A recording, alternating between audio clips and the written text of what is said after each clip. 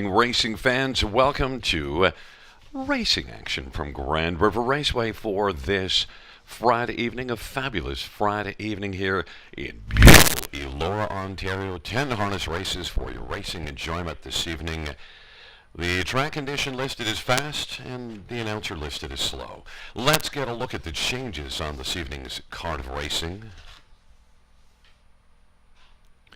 Note there are no changes race number 1. No changes race 1. Race number 2 will go as programmed. No changes in the second. Race number 3, no changes.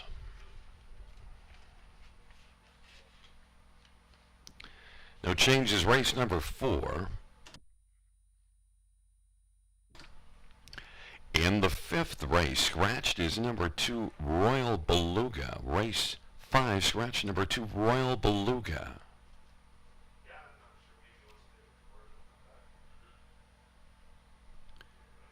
Race number 6, no changes. No changes, race 6. Race number 7, number 4, Life as It Comes. Can't see back to open bridle. That is, can't see back to open bridle. And adding a Murphy blind. Race number 8, scratches of 3, Jam, Windshear, and 7, Big Bank. Race 8, scratch 3 and 7.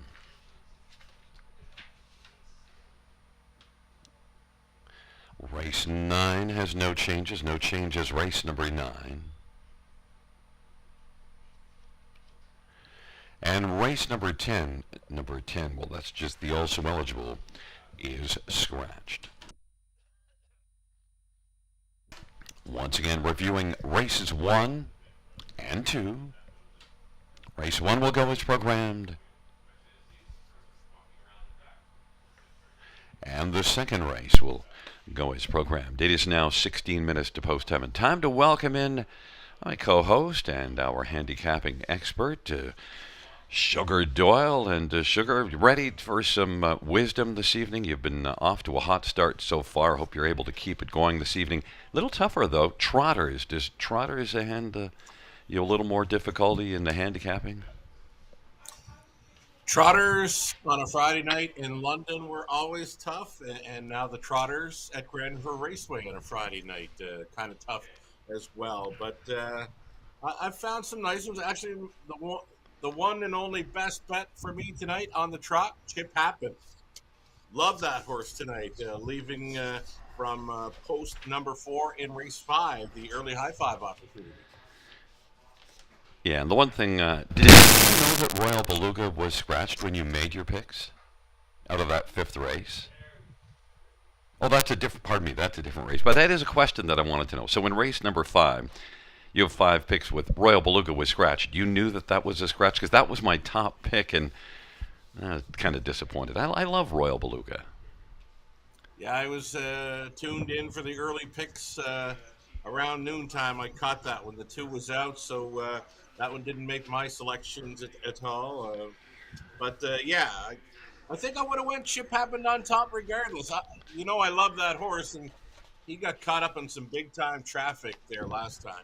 Yeah, well, yeah, I hear you on that. But look, we'll see if it happens. And we also are going to get a pick 5 from you this evening. We have smooth sailings with our video team this evening, so we're going to have time for your pick 5 wisdom. We'll be back at about 7 minutes to post time, Sugar, if you need any final little tweaking or if you got it all ready to go. Sounds great, Gary. Have a good night.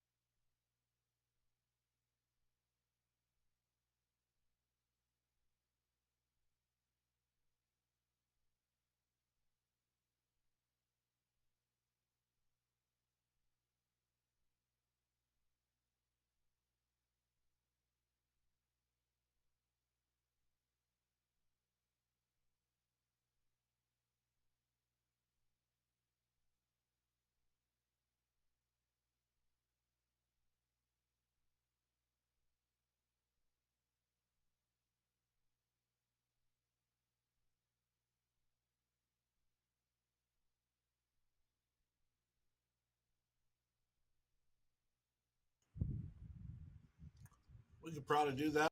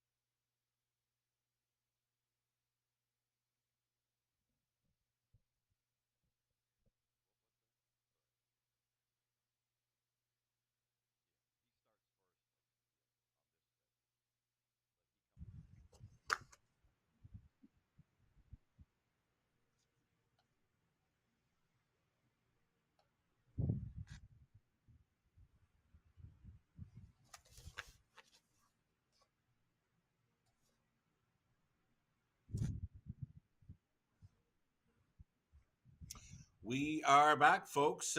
Set to kick off an early pick five at Grand River Raceway this Friday night as 10 races carded. Lots of trotting events on this evening's card. We're starting up with trotters, race number one, a field of six, opening up as a heavy hitter, 1 to 9. The status for number two, International Love. And that one's probably going to be a single for many. Starting up this $5,000 guaranteed pool, pick five play. Let's bring up some ticket ideas, starting with my own pick five play. Again, many would be singling number two, International Love, here in race number one. And I believe I've got that one singled on my ticket idea as well. We'll bring it up. Yes, indeed. International Love to start things up. Daughter of International Money. Really good to go in the latest over the river. Sammy Filion stays on the drive for trainer Kyle Fellows. Looking to come right back in here and maybe shave a second off that life best record of 157 flat taken in the latest. I'm going to go three deep. Race number two, we switch to Pacers. I'm on two, first cast.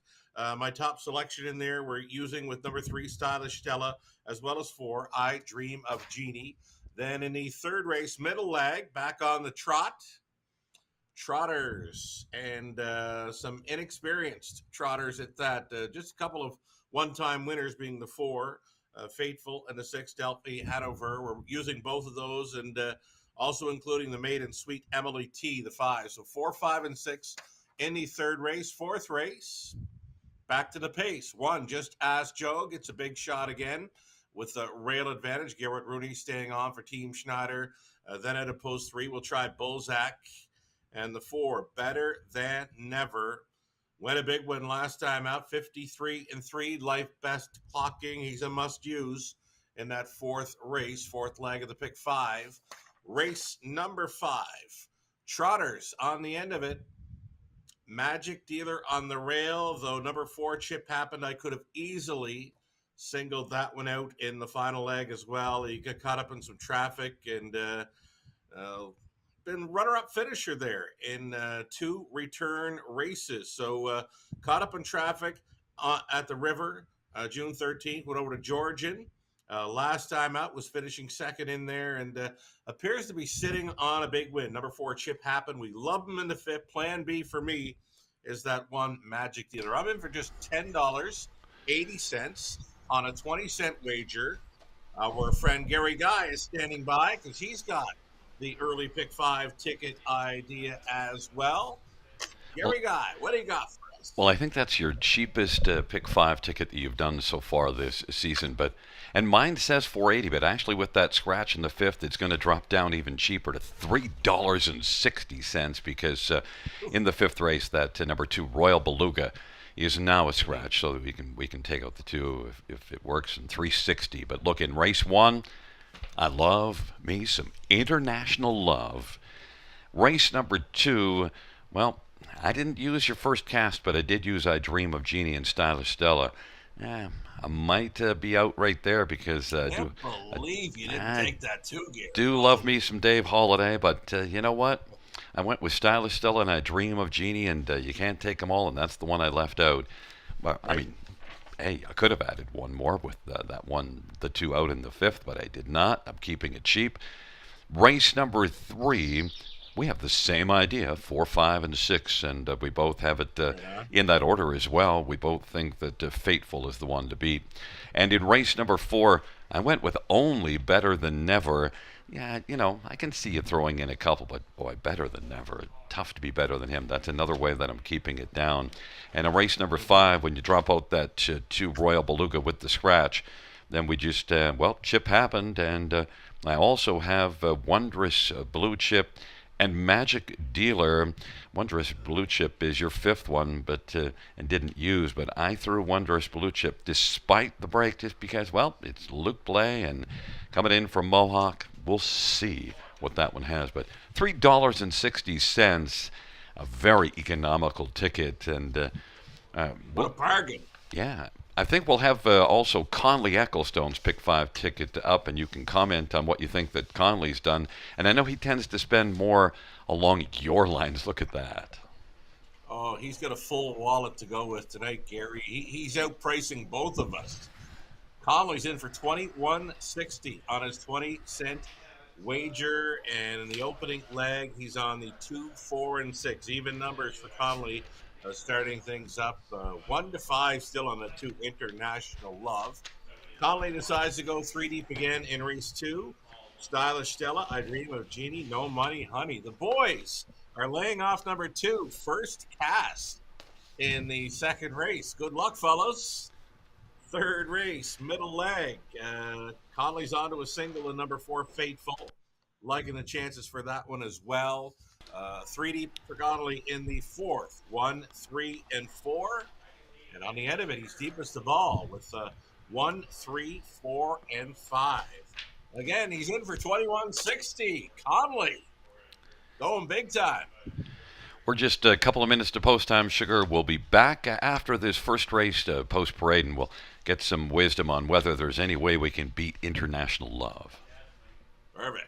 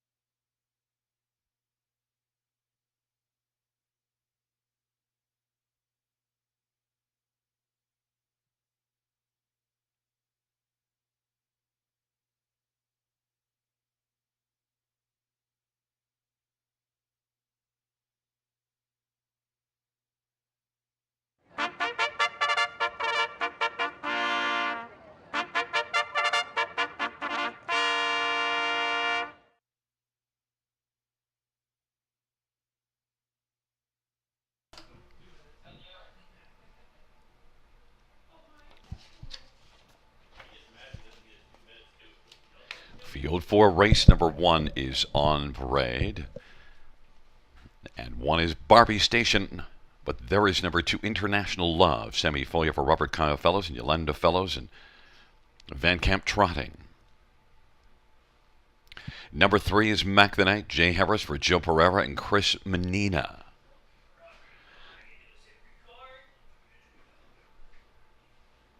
Number 4 is Silverman Alishi. Scott Colliver, J.F. McGuire, and Silver Stables. 5 is Sweet Swirl. Ryan Holiday for Don Lindsay and Paul Lindsay. Number 6 is Numero Dix. It's Jason Ryan for Greg McNair and Gwendolyn McNair. And 1 Barbie Station, Austin Sorry for Sean Stacy and Don Patron and Robert Gillespie.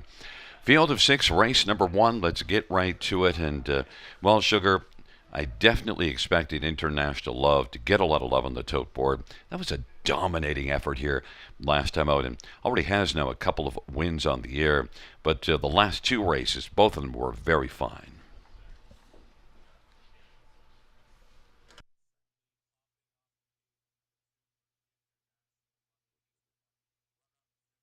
And an easy winner by 5 open lengths in the latest in his 2 Grand River starts this season. I think he's a second or two better than the field, and that's why he's 1-2 and likely to go even lower come post time. Yeah, I just don't see anyone challenging International Love in terms on the tote board and Love. We do think that Silverman Alishi is the clear second one, but Silverman Alishi also is one that still has to go a little bit more. And Silverman Alishi 58-2 last time out. International Love in 57, and probably could have gone more because it just was coasting. I mean, look, 30-2 final quarter, but just didn't need to go more because it was widening out the margin and making it look really easy. Sammy Filyaw is off to a flying start. This one sent up by Robert Kyle Fellows. There is number 4, Silverman Alishi. And look at that last race here. Yeah, it was a third, but was 7th when they turned for home. Yeah, really good learning curve for this roan daughter of Green Man Alishi. She was passing many horses through the final half. Actually, it happened in the final 8th when they turned for home. She was 7th, and she come on to be 3rd. So passing 4 horses through the stretch to make it happen, to pick up that 3rd best to finish. And yeah, looking to up the ante a little more tonight. That was a big price that evening, 68-1. Not going to get anything close to that tonight. And what a great looking filly. I love her for the end of that exactor, but yeah, I just don't think they can get close to the 2. And she's shown some other flashes. I saw this one back in May at Flamborough and raced it pretty reasonably. And you saw, well, I saw this one back at Flamborough Prospect Series back last September, also as a 2-year-old, and did win one last year. So, overall, Silverman Alishi, we think, is the second choice. The morning line odds thought that it was Barbie Station. We both went to 3rd in that spot. Right. Showing a few breaks throughout the program lines, but I love how Austin produced that daughter of Waldner on track out of the post grade. He was letting her air out pretty good. He was breezing her right along the backstretch. So the lungs are wide open on that one tonight. If she can stay trotting, look for her to be racing on or near the lead. Again, I like the way Austin was letting her air out and opening up those lungs prior to race 1. And she has a lot of gate speed, and you see one start May 24th at Flamborough, blasted out from post position 6, went to the front. Also, look, May the 3rd at Flamborough, post 8 and went to the front. So clearly, you know that Austin's going to be sending this Barbie Station, and has enough experience now. 10 starts, maybe the inside, because sometimes young ones leaving from the inside, especially one coming off of a break from post 1 last time out. So that's a little bit of the concern. Number 6, handful, Gary. Yeah. Well, look at right now, but look, number 6, Numero Dix, is one that has a win and qualified here, and sent up by Greg McNair, and well, that last qualifier. Each quarter is getting a little bit quicker. Yeah, and Jason Ryan hops on board for the Kest driving assignment. I can get behind this one for a small piece of the prize. Maybe a try superfecta angle for 6, Gary. Yeah, and look, it's 5-1, that seems about an appropriate price. But it is a field of 6. Barbie Station, International Love on the inside. Mac the Knight, Silverman Alishi to the outside, Sweet Swirl, and Numero Dix. It is a field of 6, race 1.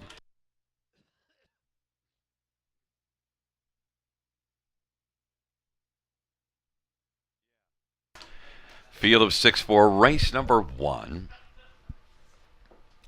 And the field for the first race is at the start of the round. Silverman Alishi, Mac the Knight, and International Love. International Love is going to sprint right out for Sammy Fillion. Get the lead. Mac the Knight is second. Barbie Station is right now playing house on the inside third. Silverman Alishi is racing fourth, and then Sweet Swirl and Numero Dix. But it is Mac the Knight and Jay Harris who's got the lead at 20-1. International Love, though, doesn't like that situation and says, "No, I want to be back on the lead." So International Love and Sammy Fillion is going to come back around and sweep up over Mac the Knight and be on top with Barbie Station racing position to third. 28-3 opening quarter. Silverman Alishi is fourth, then Sweet Swirl and Numero Dixon. They head towards the half of a 28-3 opening quarter. International Love 1-9 on the board. Mac the Knight is racing position second. Barbie Station third. About 4 from the front. Silverman Alishi, Sweet Swirl, and Numero Dix. Halftime 58-2. And it is International Love who races their way on down the backstretch to 3/4. Mac the Knight is trying to stay close and hoping for a big upset. And then Barbie Station third. Silverman Alishi yet to be unleashed. And then Sweet Swirl and Numero Dix. And on by 3/4 they go. And it is International Love by the 3/4 station and leads it by 2 lengths right now. Mac the Knight now 2.5 back as over an International Love is now trying to stretch out a little bit. Is in front by 3.5. 1:27 and 4th at 3/4 time. Mac the Knight, Silverman Alishi is advanced up the third. Barbie Station is fourth. Then Numero Dix and Sweet Swirl. On down the stretch drive they come. International Love is cruising. And a late push from Numero Dix to try to pick up second. 4 across the track for second. But on the inside goes to Barbie Station. Then Numero Dix and look like Silverman Alishi. 1:59-1. International Love won pretty easily last time out. And, well, same thing this evening, Sugar. I think that might have been even easier tonight, Gary. A paid training mile for International Love makes it 2 in a row over the river. Yeah, and 59-1 this evening, but just didn't need to go more. Already went in 57 last week. So, look, a lot of love, 1-9 on the board. But how could it not be? Because International Love just, showed you that kind of lays over the field in this one. 100%. She'd be the free bingo square in this early pick 5 opportunity. Almost $7,000 in that pick 5 pool, the heaviest of faves, starting things up. The further she went, Gary, the more she was going to win by. Yeah, and Barbie Station, after that break last time out, actually comes on nicely in the stretch as Austin was able to keep Barbie Station nice and smooth and up the inside to pick up a second. So our idea of the Silverman Alishi for the exactor ticket doesn't materialize as Barbie Station. We're going to see as there's International Love well in front, and then we see coming on into the picture will be Barbie Station right there, and then Numero Dixon. It was close for fourth. I thought maybe it was Silverman Alishi, but now I'm not so confident as I see it's going to be really close for fourth. Not sure what got fourth either. Nice kick home by the 6. Came from way back. It's one maybe to circle up for next time. Definitely needed that start after missing a few months, but I like the way that one closed. Yeah, and yeah, exactly, because when you're just making that first start back, and you do see some breaks also down on the dance card, so you wanted to make sure you got that flat line in. That's one to circle for the future. But International Love is circling back in front of us. It's a 2-1-6-3 top 4. International Love is a 3-year-old International Money Bay filly, owned by Yolanda Fellows and also by Van Camp Trotting. Robert Kyle Fellows, the trainer. Winning drive to Sammy Fillion. 3rd win for International Love this year in lifetime, 2nd in a row. 157-2. Just a correction that the mile time is 157 and 2, so not 159 and 1.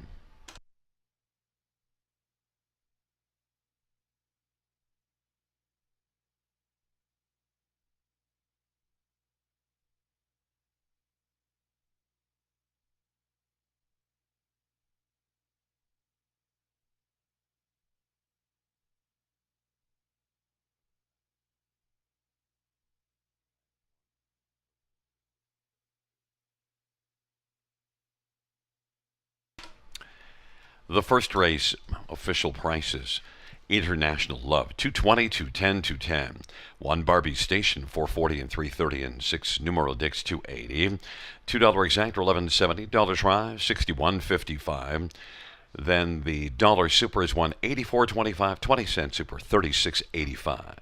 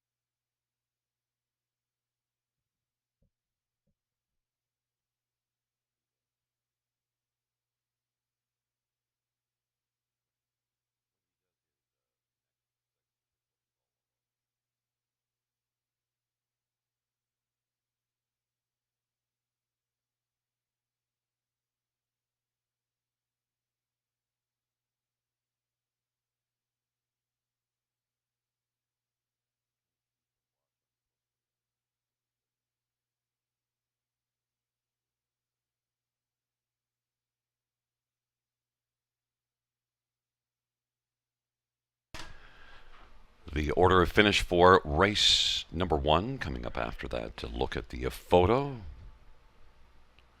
McNight getting fourth over Silverman Alishi.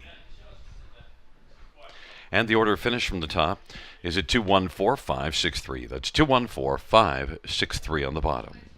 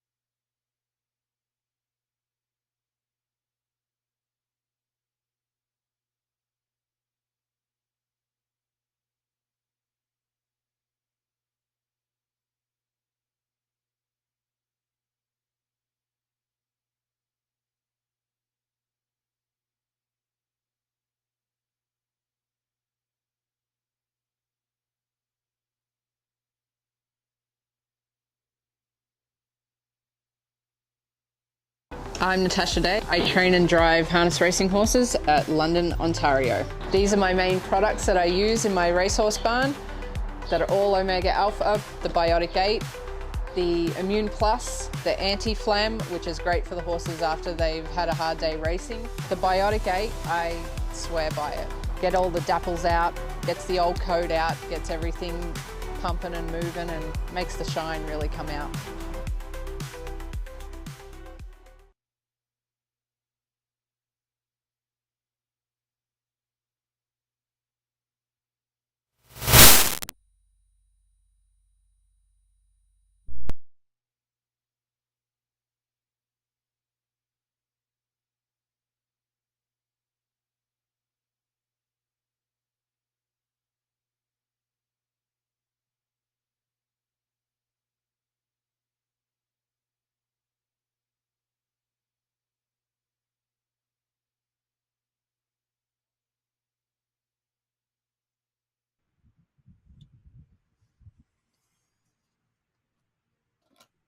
Alrighty, folks, getting set to start up an early pick four at Grand River Raceway on this Friday evening. Heavy favorite takes the opener to start up the pick five play.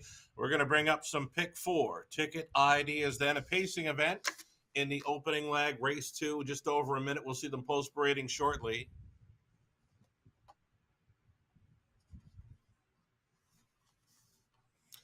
Early pick four. I'm going to stick with my selections from the pick five play. I'm three deep, races 2, 3, and 4. And again, on the end, we love the chances for 4.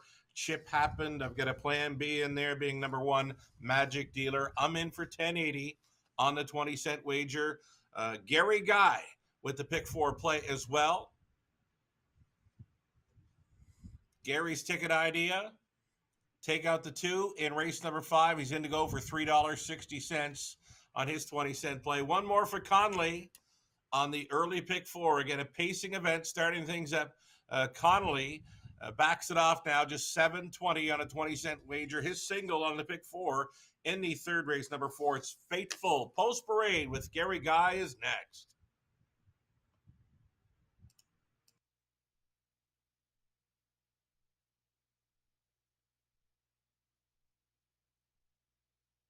There's a look at the paddock camera, the Ontario Equine Education paddock camera.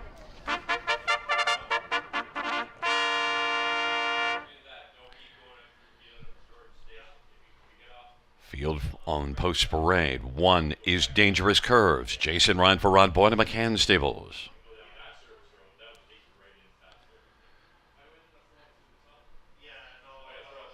Number 2 is First Cast. Ryan Holiday for Dave Holiday and Ben Holiday. And number 3 is Stylish Stella. Garrett Rooney for Frank Baker Jr. and William Stevenson and Paul Chapman. And number 4 is I Dream of Jeannie. Sammy Filia for Francis Guillemette and Alcina Farms and Melissa Hendricks.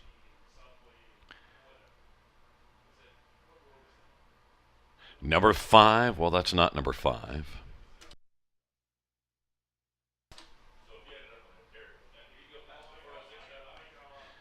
There is number 6, Pretty Missy May, Daryl Thiessen for Ken Middleton Jr. and James Grant. And also there is 5, No Money Honey, Mike Vanderkamp for Stewart and Patricia Bolander. It's a field of 6 for the second, the Omega Alpha Pharmaceuticals Post Parade, the effect of supplements through science, trusted since 1992. And, well, Sugar, I'm going to have to trust you here that you've done your work and decided that First Cast is the way to go, because I didn't go that way, but you have been golden so far in the meet. So tell me all about First Cast and the chances of being first. Nice price, 7-1. Yeah, I'll tell you why I love this. I mean, she's winning in just 157-3 last time out. But I remember when the race finished up, I mentioned to you, Gary, that was a paid training mile. That was way too easy. I mean, she's showing 53-4 over Grand River Raceway, the start prior to that. I mean, all Ryan did with her last time out was take control before the half and just sat on her. Never lifted a line, never asked for a bit of speed. More than capable of maybe showing up tonight 54, 55. That's what's going to win this race. She's going to have to go quicker, but I like her body language right here. I love that Holiday's got a pretty good grip on her here, and I love her chances, and I love that price. 7-1 is crazy. And also, what should be noted, that line June the 9th, that was off of a layoff, 53-4. That's a non-winners of 3. That's a much tougher group. Stag Royal and Whiskey Blue Chip, they're much tougher. And look, number 3, Stylish Stella, is one I assumed would get a lot of money, and yet is also at 6-1 along with First Cast. And Stylish Stella, well, what's she done wrong of late? Absolutely nothing. Her confidence is riding very high right now. She's a winner by 10+ lengths late May over London. Came up to the river to win by a nose, and then she's first by a head in 54-2 in the latest. Another one where I can't believe this price is happening right now. 9-1 with G Money on board. Gary. Yeah, well, that would be one heck of an exactor if you got it First Cast and Stylish Stella. So, of course, the reason for that money being that way is the fans are all over I Dream of Jeannie. That's my top pick. So, I don't know, am I on to something? But I don't like 3-5. Well, you are on to something. Now, she definitely caught my eye on Post Parade, Gary. She looks great out there. She's an early speed threat where she's been on the lead in most every line in the program. The one time she didn't make front, well, she got hung out to dry, and she finished up the track on that occasion. Yeah. Is she a one-trick pony? Does she have to be on top? I'm not quite sure, but it does not appear that she likes to pass horses through those program lines. So we'll see what happens come post time. Sam Fillion leaving right behind the car with this 8-5 favorite, I Dream of Jeannie. Again, she does look spectacular. 7 wins on the year in 17 starts, and also big fan of Francis Guillemette, and he's just put up some huge numbers. And, of course, Sammy here at the river. So strong connections. Yeah. 8-5. Money's coming up a little bit. We better get to number 1, Dangerous Curves, and some thoughts on Dangerous Curves before we head to the curve. Just had her pegged as a long shot to maybe be best of the rest. I can't believe she's a lower price than the 2 or 3. I just don't understand the wagering here. I might be proven wrong after the race, but right now I'd take the 2 and 3 over the 1 easily. Well, we're going to find out, and money has come up a bit on I Dream of Jeannie at 5-2 now, as No Money Honey is getting money at 8-5. It's Dangerous Curves and First Cast on the inside. In the center, Stylish Stella, I Dream of Jeannie. To the outside, No Money Honey and Pretty Missy May. It's a field of 6. It is race number 2, and the field is in the backstretch, approaching the start.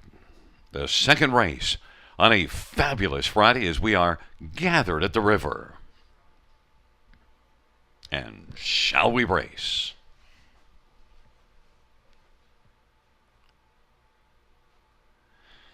There at the start of the rough, and I Dream of Jeannie, blasting out Dangerous Curves and First Cast.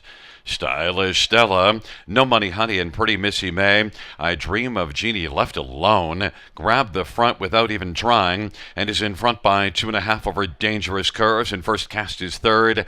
Then Stylish Stella, No Money Honey, and Pretty Missy May. I Dream of Jeannie 4-5 on the board. Leads on past that opening quarter, 27-1. Dangerous Curves got out well to race from the pocket, and First Cast is third. Then Stylish Stella, No Money Honey, and Pretty Missy May. I Dream of Jeannie is right now just enjoying the view on top. Looks to pick up a second panel breather. And it is I Dream of Jeannie on top for Sammy Fillion. In front of Dangerous Curves, who's a length and a half back. First Cast is on the inside third. Stylish Stella is racing fourth and angles out now. And First Cast is elected to stay on the inside. It's going to be Stylish Stella coming first over. Pretty Missy May on the outside and No Money Honey on the inside. Half of 56-3, and they race on to 3/4. I Dream of Jeannie. Stylish Stella now is moving up closer with every stride, looking to take down I Dream of Jeannie. Then Dangerous Curves and Pretty Missy May. First Cast is still on the inside, and to the outside, No Money Honey. 3 on the inside, 3 on the outside, 3/4, 125. I Dream of Jeannie trying to fend off Stylish Stella. Stylish Stella now is drawn to within about a head of the lead. From the backfield, No Money Honey is out wide, and looks to be alive and dangerous curves on the inside. Pretty Missy May in first cast in their Fando. And it is I Dream of Jeannie. Well wide and charging late now is No Money Honey, but it's going to be I Dream of Jeannie to hold on. Then second might have been No Money Honey over Stylish Stella. I Dream of Jeannie got the money on the tilt board, and I Dream of Jeannie lived up to it 54-2. That's about the time you said this race might go in. But the one that it went in was not the way that you wanted it to be. But boy, I'll tell you, one thing about I Dream of Jeannie, can get off the gate. Yeah, you mentioned she did it so easily, right? And she goes right to her mark tonight, 54-2. They couldn't get to her. Again, she's loving that lead. You wanted to see her on top if you played her on top. I mean, check out all six. They're within a length and a half. My two first casts got the shuffle, and then there was absolutely nowhere to go through the stretch into the mile. She's in behind a wall, finishing up, and just have to wait on her for next time. Yeah, and Ryan, you got away third, and when you get away third, if you don't come first up, sometimes that's the end of it right there. Yeah, very very tough spot to race from at the river if you're not out and rolling.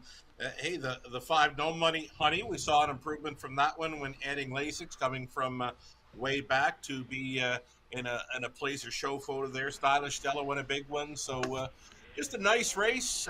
Was any one of six when they turned for home, right? Yeah, No Money Honey did get the place money, I believe, and look, that's one to keep an eye on because was way back and then made a big spirited move and had been off since April the 18th, so that's certainly one that we can watch for. No Money Honey. Plenty to build on there, Gary. Again, that was a big improvement. She came in from the big track, Woodbine Mohawk Park, and for me, that line tonight will be better than anything she showed through the month of April at the big track. And Sammy says, I like Friday night here at the river. He likes any night and any day that ends in Y. There you go. Well, it is a Friday, and it's a driving double for Sammy Filia. And it is I Dream of Jeannie back in front of us, a 4-year-old Big Jim Bay mare, owned by Alcina Farms and Melissa Hendricks and Francis Gilmet, the trainer. Sammy Filia driving double, 8th win for I Dream of Jeannie, and 18 starts on the year. Mile was 154-2.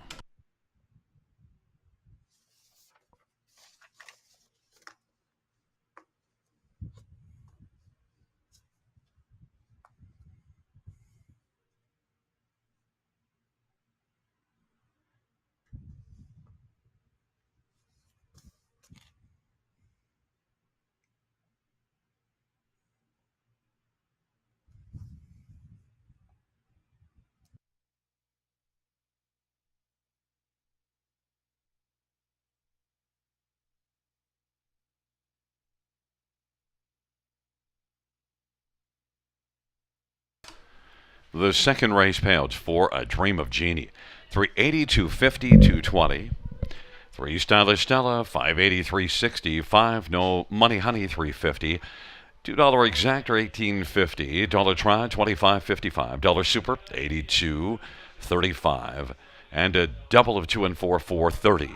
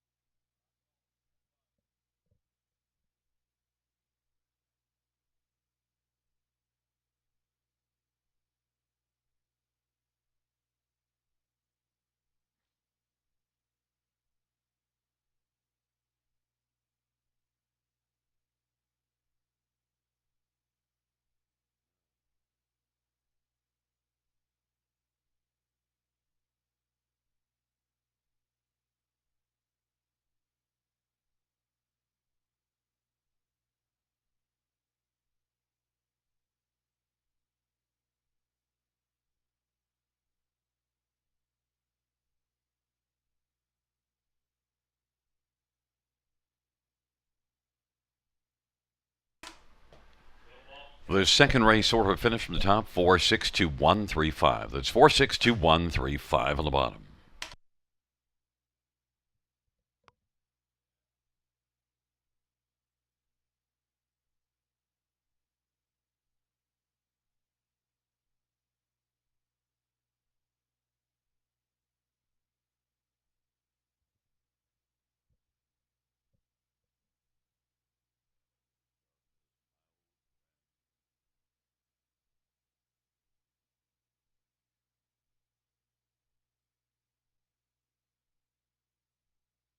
Winback Farm of Ontario is home to outstanding sires, including three-time millionaire pacer tattoo artist who is new in 2025, the last great son of the legendary Sub Beach Somewhere and multiple stakes champion Beachglass, Meadowlands Pace and Ontario Sire Stakes champion Lawless Shadow, and the richest pacing stallion in all of harness racing history, the great Hall of Famer Mick Wicked. Also standing at Winback Farm, Archangel, Better Than Cheddar, Betting Line, My MVP, and Trixton.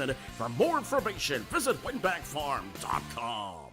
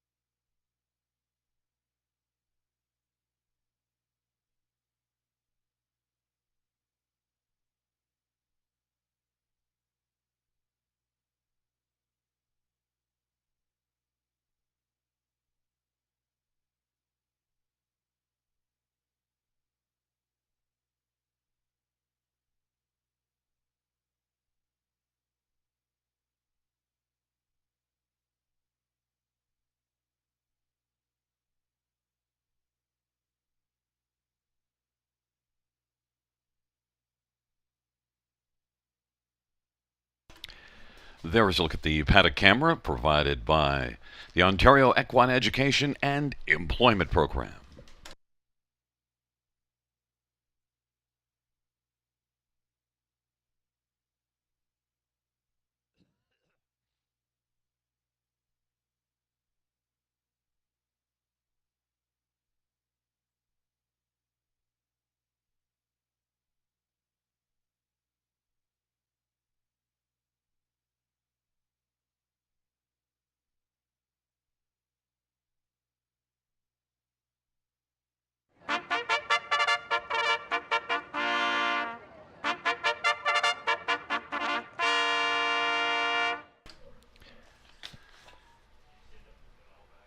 Field for race number 3 on the Omega Alpha Pharmaceuticals Post Grade 1 is Sin Sin, Scott Quilliver, Blake McIntosh, and David and Nora Heffering.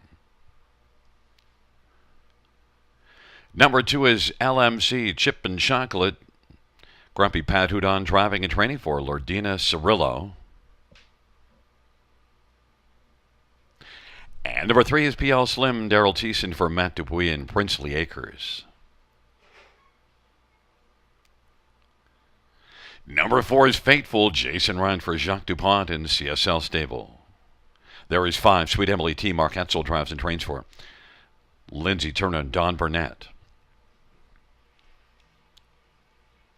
And number 6, Delphi Hanover Semifilia for Brenda Lane and Scott McEnany, and Brenda and Mark Lane sharing an ownership. Field of 6, race number 3. Let's get a look at this field. And you know, Sugar, when I went to school, I was good at sitting beside the smart kid and then copying their test answers. But I would change one or two just so that it would still look like mine. But you know what? Both the smart kids, you and Kenny, have the same picks in here, and I copied them. I didn't change a thing. So we're all together, 4, 5, 6, 3. Why are you and Kenny, the smart kid, on number 4, Fateful? Oh, Fateful.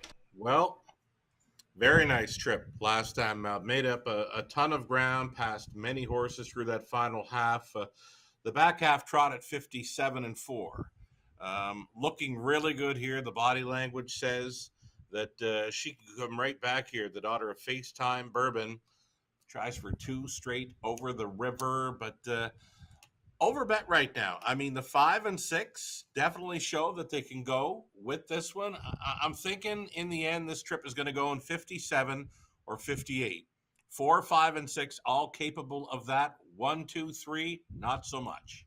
Yeah, and you know, the thing with 4, Fateful, won by a nose last time out, so in the pick 3, we both used 3 of them here, not because we don't like Fateful on top, but, you know, if you single horses, then you miss the opportunity to try to knock out one that's going to be a low price. 1 to 2 on the board would be nice if we get the Sweet Emily T or Delphi Hanover in here, but I just think Fateful will stay on as a heavy favorite, and that was a solid effort. Came home in 28-4 to just get up and win by a nose. Number 5, Sweet Emily T. I think we're always sweet on Mark Etzel's trotters, and this is one that's been good in both of the 2 starts here. Yeah, I've been chasing this one at the river. I liked her chances back on June 13th. She just come up a little short, missing by a neck, and then she's parked last time out. And, you know, it still managed a mile with sub 2-minute speed. So for me, I always mention when a horse is parked throughout on a half or a 5/8, I'm allowing a second or even 2. So for me, Sweet Emily T, her 59 trip last time, I'll call that 157, 158 all day. Yeah, and not very Fateful of Sweet Emily T last time out, parked every step of the way as Fateful won it, but Sweet Emily T with a better trip certainly could get things turned back around.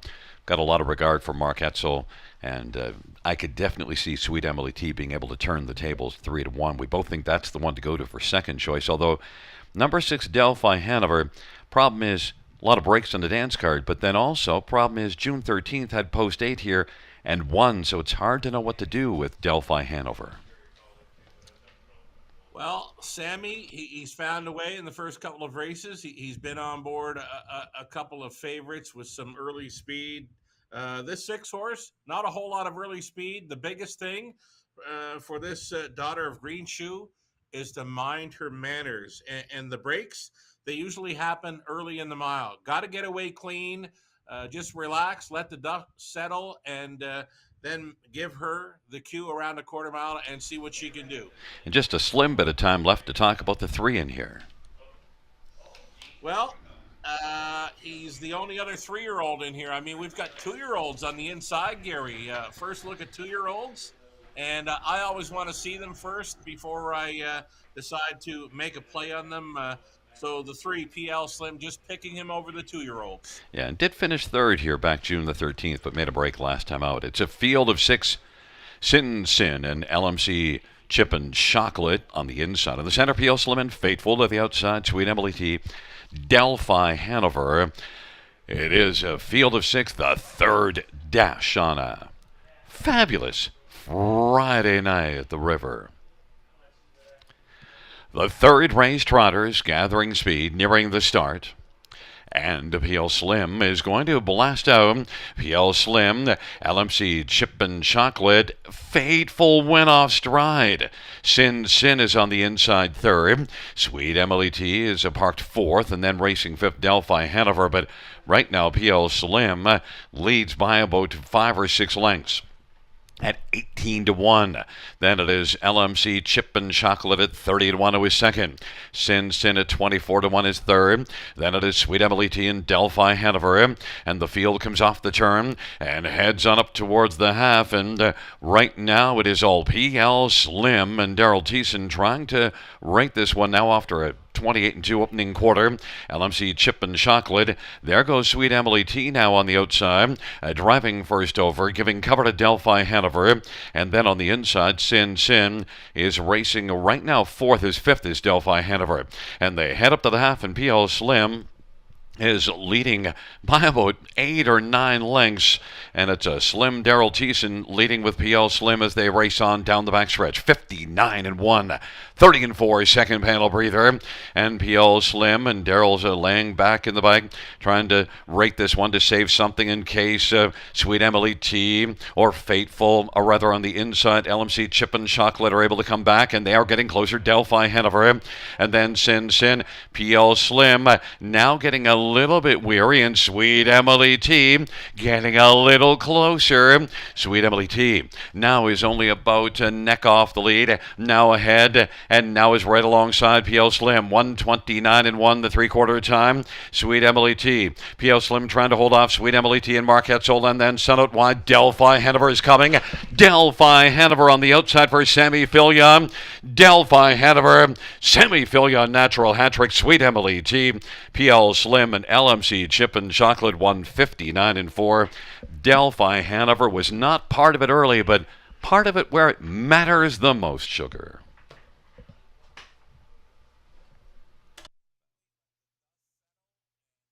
Then let her roll, and that's exactly what Sammy did. Sammy is so zoned in right now, going 3 for 3 tonight at the river, and plenty more of live bullets left on his racing book this evening. Great to see Sammy having a big night, and look for that to continue.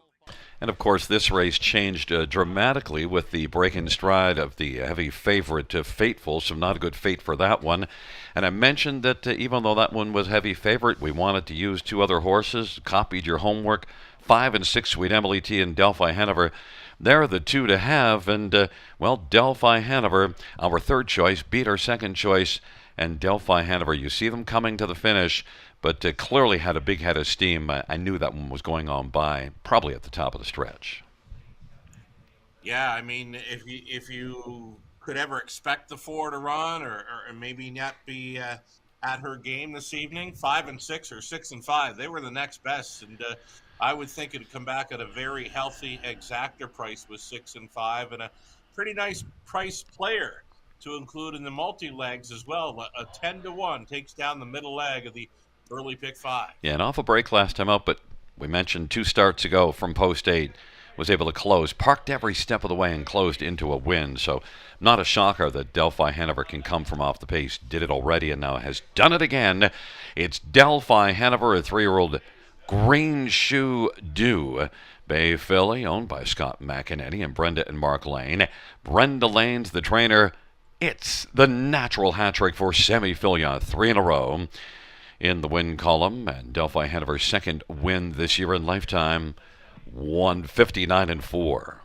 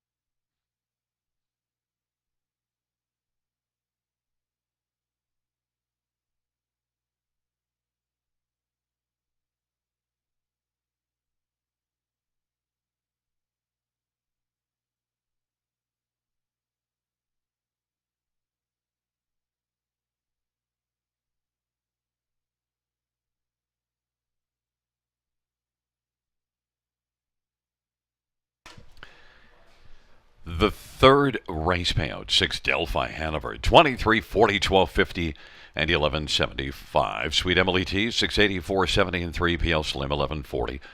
$2 exact, 84.70. Dollar try, 164.15.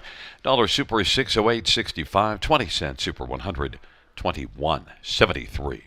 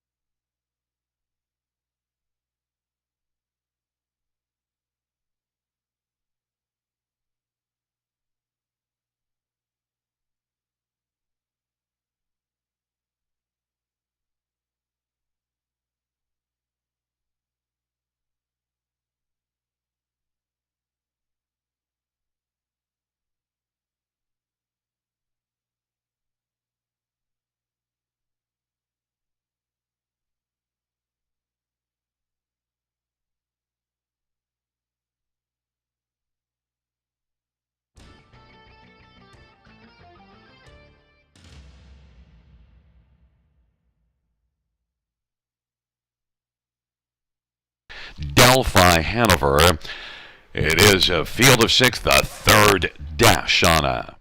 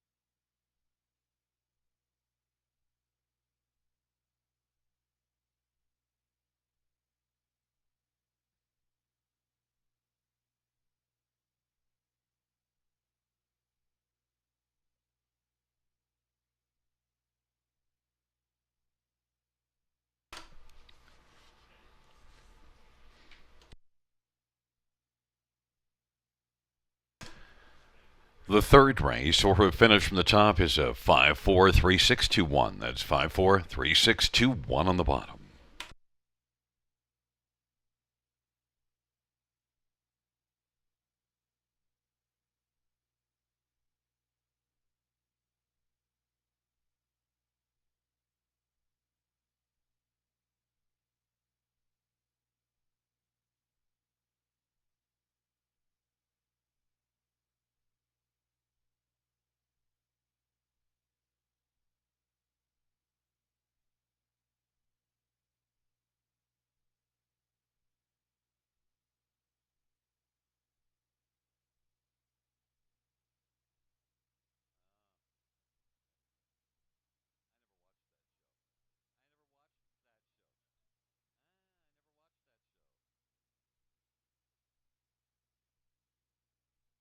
Hey kids, do you like to write stories or poems or draw pictures of horses? We're running 2 contests from now until August 31st with a total prize money of $3,500.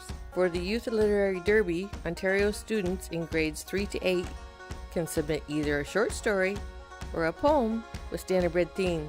Poems and stories are judged separately. If you like to draw, then the Youth Art Derby might be for you. This one is open to students in grades 3 to 12, and you can do a drawing or a sketch of anything standardbred related. Check out our website for more inspiration and more information, bgracingalliance.ca.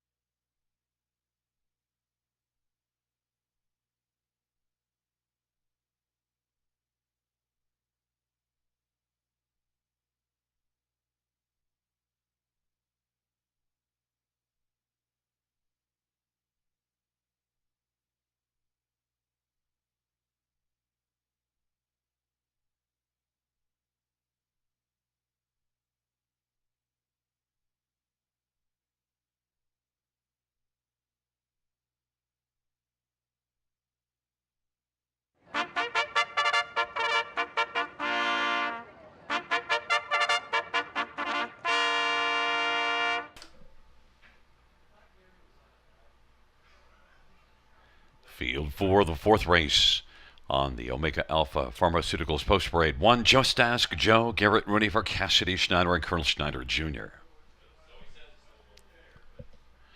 Number 2 is Smart Thinking, Scotty Calder for Kimby X. And number 3, Bozak, Sammy Filia for Brenda Lane and Mark Lane and Anthony Lane.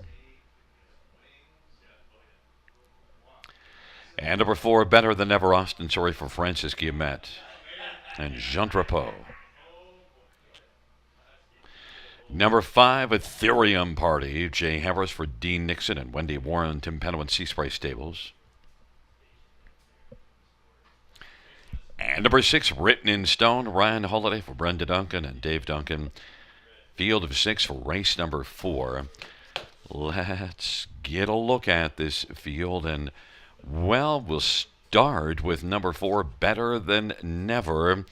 And I used this one alone on my pick ticket, and Better Than Never is one that you used on top. You used a couple of others, but I tell you, hard to be better than that last start from post position 8. Indeed, very sharp bounce back effort. Showed the early break to start before that, so I wasn't quite sure what to expect from the outside post 8 in the latest, but it was clear sailing all the way through. Quick quarter to start things up, 26-4, and sharp enough on the end to pace to a new best of 153-3. So great form coming in for Guillemette. Austin Sorry on board, even money. Likely the one to beat. And we'd seen some horses blast from post 8 and then tire in the late going. Better Than Never. No signs of letting up. Probably could have gone more, but won by almost 3 lengths. So, and look at Francis's barn. The barn of Francis Guillemette, just on fire. Of course, so is Austin. So you get very strong connections at 4-5. But I like that you used a couple of others in here. Number 1, Just Ask Joe. G Money, Cassidy Schneider. One that's been a little bit wind shy this year, but does have 6 runner-up finishes. Yeah, he was a strong second best finisher, 2 Better Than Never in the latest. Now, if he could roll him a little on into there and maybe sit 2 behind the 4 early, then he gets a better shot, of course. Last time he got away in 4th, so he had to pass a couple of horses before drafting it behind Better Than Never, and then there was just no late push on the end from Just Ask Joe. He was clearly second best, but if he can find a 2-hole ride here, he gets a much better shot at taking down the 4. And you've also called a couple of seconds at London, April 30th, and then May the 27th at the end of the meet, second beaten half a length. So Just Ask Joe, G Money on the inside at 7-2. Number 3, Bozak. Bozak is one that the last couple starts here has been right there in the hunt and really good. Second beaten ahead, second beaten a length in a prospect series. I thought worked fairly hard in that last start. Right. His form is really good right now. That was a nice wide push from 4th to be second best in the latest. This is kind of the same group, though the 1 and 4 have gone a second or 2 quicker. He'd absolutely have to bring his best game ever to win this race, but with Sammy on board, anything can happen with anything that Sammy's driving tonight. And take a look, Sammy Filya won with this one April 17th at Flamborough, blasting to the front. That's the last time that Bozak was put on the early lead. Maybe that's the try here for Sammy to get to 4 in a row to start the card.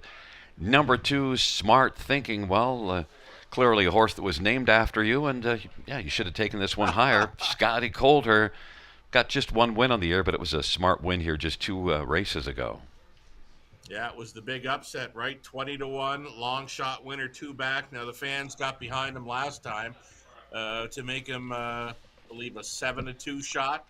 And, too far to come. Did manage to pass some horses, but never made up any ground. He's a fringe player with these, Gary. Well, we both agree here that the actual Smart Thinking is Better Than Never here, but the problem is, so does everybody else think that same way. So 2-5 is not a price I like to take. I don't think it's a smart thought to take 2-5 or 1-2. Might not be left without any choice. Bozak is 5-1 on the board, and a third choice. Just Ask Joe is sitting at 7-2. That's your second one. So Just Ask Joe and Smart Thinking, Bozak and Better Than Never. On the outside of Therium Party and Written in Stone. Field of 6 for race number 4. And they're nearing the start. They're at the start of the rough, and Bozak is going to sprint out with Better Than Ever. They stride together, and on the outside, Better Than Never. Bozak just a nose back, now a head back, and now he's going to take back as Better Than Never is going to grab the front. Bozak is going to race the pocket. Just Ask Joe is third. Then Smart Thinking, Ethereum Party, and Written in Stone, Better Than Ever, 3 to 5 on the board. And the lead for Austin Sorry. Bozak second. Just Ask Joe is third. Smart Thinking, Ethereum Party, and Written in Stone, 27 and 2 opening quarter. And Better Than Never has the best seat right now in front of Bozak by a length and a half. Just Ask Joe is racing third. Smart Thinking is fourth in line in front of Ethereum Party and Written in Stone off a 27 and 2 opening quarter. The field heads their way on up towards the half, and it is Better Than Never who's looking smooth on the lead, and Bozak filling the pocket. Just Ask Joe has been asked to come to the outside by Garrett Rooney and is 2.5 lengths from the front. Halftime 56 and 4. Smart Thinking racing fourth. Ethereum Party and Written in Stone, Better Than Ever has the lead as they hustle on to three quarters. Bozak has been tripping it home and is still on the pylons, and Just Ask Joe is alongside Bozak. That pair's both about 2 lengths off the lead. Better Than Ever by three quarters, and still better than the field, 124 and 4. Better Than Never and Bozak, Just Ask Joe, then Ethereum Party and Smart Thinking, and the field turns for home. Better Than Never is better by 2.25. Bozak and Just Ask Joe and out wide Smart Thinking, but it is Better Than Never coming on to the finish, and Better Than Never is under wraps and cruising.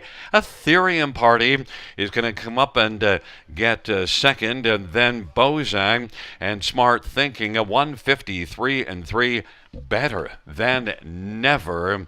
Wow, just tremendous efforts, and wasn't, let's see, 53 and 3 wasn't better than last time out, was just the same. They were both 53 and 3, dominant wins. Right to his mark, and you said it, dominant. Right from the get-go. I mean, nobody wanted to argue early with this one, and Austin, sorry, just a statue in the race bike through the stretch. There was never any doubt for this one when going into the final turn. Nice back quarter there, 28 and 4. Again, Austin, just a few light reminders to keep on going. Very strong winner. And that's a strong combination, right? Guillemette with Sorry. Yeah, we got a long shot play that was able to get in for second. I thought Ethereum Party at best was just a bit player, and I didn't use any coin on this one at all, but was able to come up and finish second in behind Better Than Never.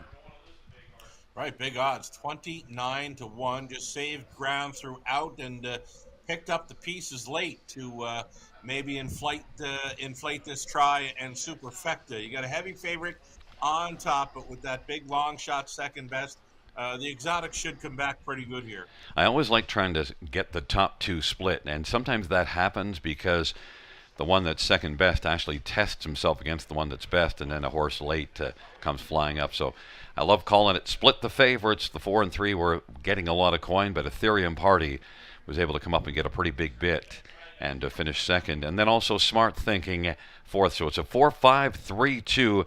Better Than Never. None better than Never the last couple of starts. A 4-year-old Better Than Shetter Bay gelding. Owned by Francis Guillemette and Jean Drapeau. Francis Guillemette, the trainer. Austin Sorry, the winning drive. It's the 5th win this year and the 10th lifetime for Better Than Never.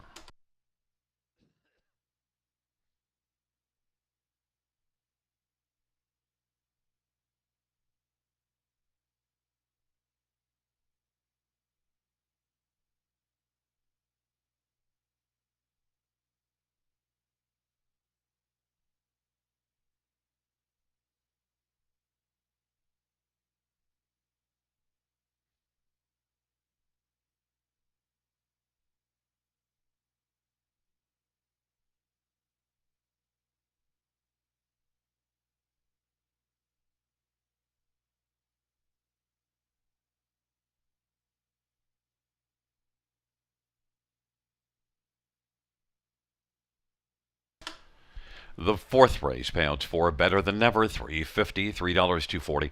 5 Ethereum Party, $18.50 and $5.30, and 3 Bozak, $2.80. $2 exactor, $54.70. Dollar try, $120.35. And one, the dollar superfecta, 231.90, 20 cents superfecta, 46.38.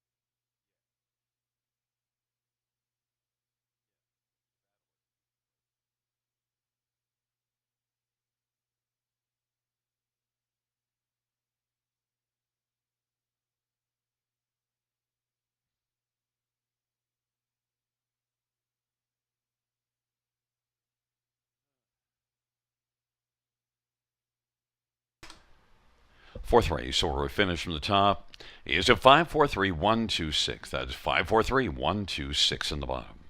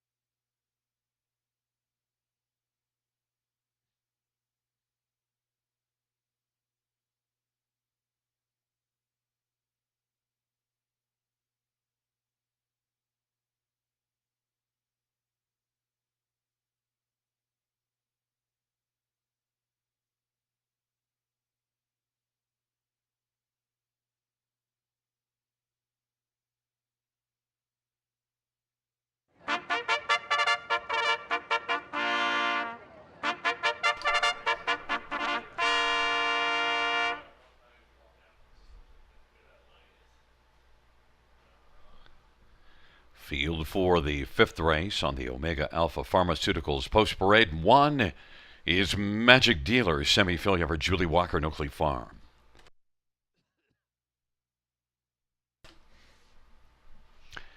Number 2 is Scratch 3, Wondrous Blue Chip, Paul McKenzie for Luke Blaine, Determination.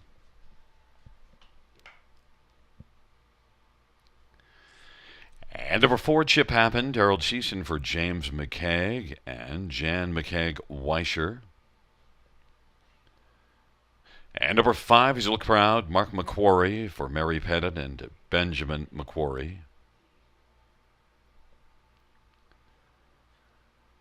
And number 6, Last Try, Austin Sorry for J.F. McGuire and Jerome Lombard.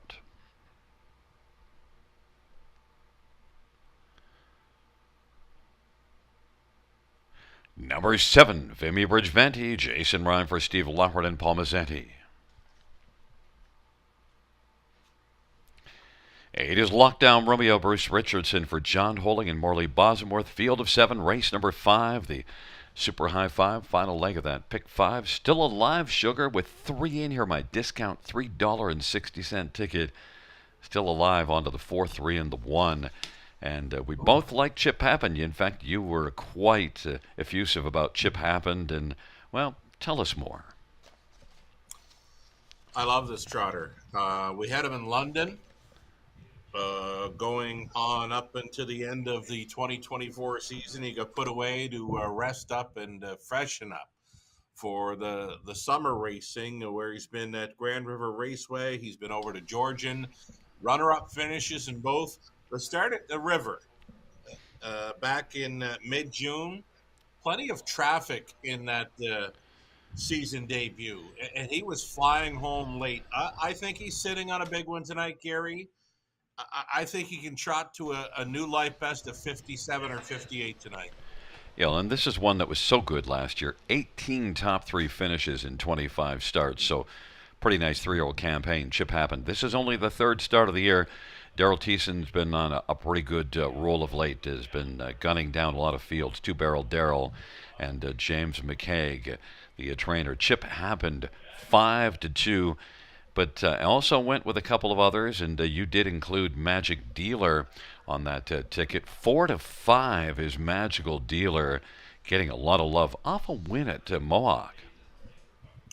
Yeah, he's all right. You know what? Just 2 starts this season, like Chip Happened, where he's been 4th at the river in 58, and then he went over to Woodbine Mohawk Park, pretty much all the way on the lead to win in 156 and 1. He's another one, likely capable of trotting 57 or 58 tonight. The exactor box play for me would be the 1-4-4-1, but big fan of Chip Happened. I'm not taking anything else on top in here. You did throw Lockdown Romeo in the 3rd spot, and Lockdown Romeo, this is one that has only one win in 51, but thou art able to make the top 3 often, has 6 runner-up finishes this year. Bruce has driven him twice throughout the program lines, and kind of outside post 5 and 6. He's put him on the lead or had him up close to be second in early going. It's an 8-hole over the river, but he's got plenty of gate speed. I think if Bruce can find a spot up close, he's going to be a factor. And at 21-1, he's likely the best betting value on the board in here. Think about it. Yeah, and he also benefits with a scratch of the 2, so the 8 gets to become a 7, gets a little closer to your favorite spot in behind the center of the spot of the gate and behind the gate. And look, right. Number 5, Look Proud, is one that 4 wins in 16 starts this year, so one that's hard to look past completely, and was 3rd here last time out at 21-1. Excellent check getter all through the program lines. It's plenty of 3rds and 4ths. There's even a couple of wins near the bottom. He can hit the ticket in here at 13-1. I wouldn't be leaving this one out of the high 5 mix at all. And one I also want to get to is number 3, Wondrous Blue Chip, because I included this one on that pick 5 that I'm still alive in. Made breaks at the start a couple of times of late, but also you see a 55 and 4 mile in the middle of May at Mohawk with a really good final quarter of 27 and 3. Yeah, and he did win as a 2-year-old at 55 and 2 over the big track as well. So all he has to do is mind his manners, right? And he comes from the strong barn if Luke plays. Paul McKenzie on board for the drive at 7-2. Still loving that price, 7-2 for number 4 Chip Happen. Still time. Chip happened, your favorite one that you talked about early, 7-2. We both have this one on top. I think we have a great chance of being rewarded. It's Magic Dealer, Wondrous Blue Chip on the inside. His Magic Dealer is 4-5. In the center, Chip happened and Look Proud and Last Try to the outside, Vimy Bridge of Venti and Lockdown Romeo. It's a field of 7 for the 5th dash on a fabulous Friday night at the river, and they are moving into the backstretch.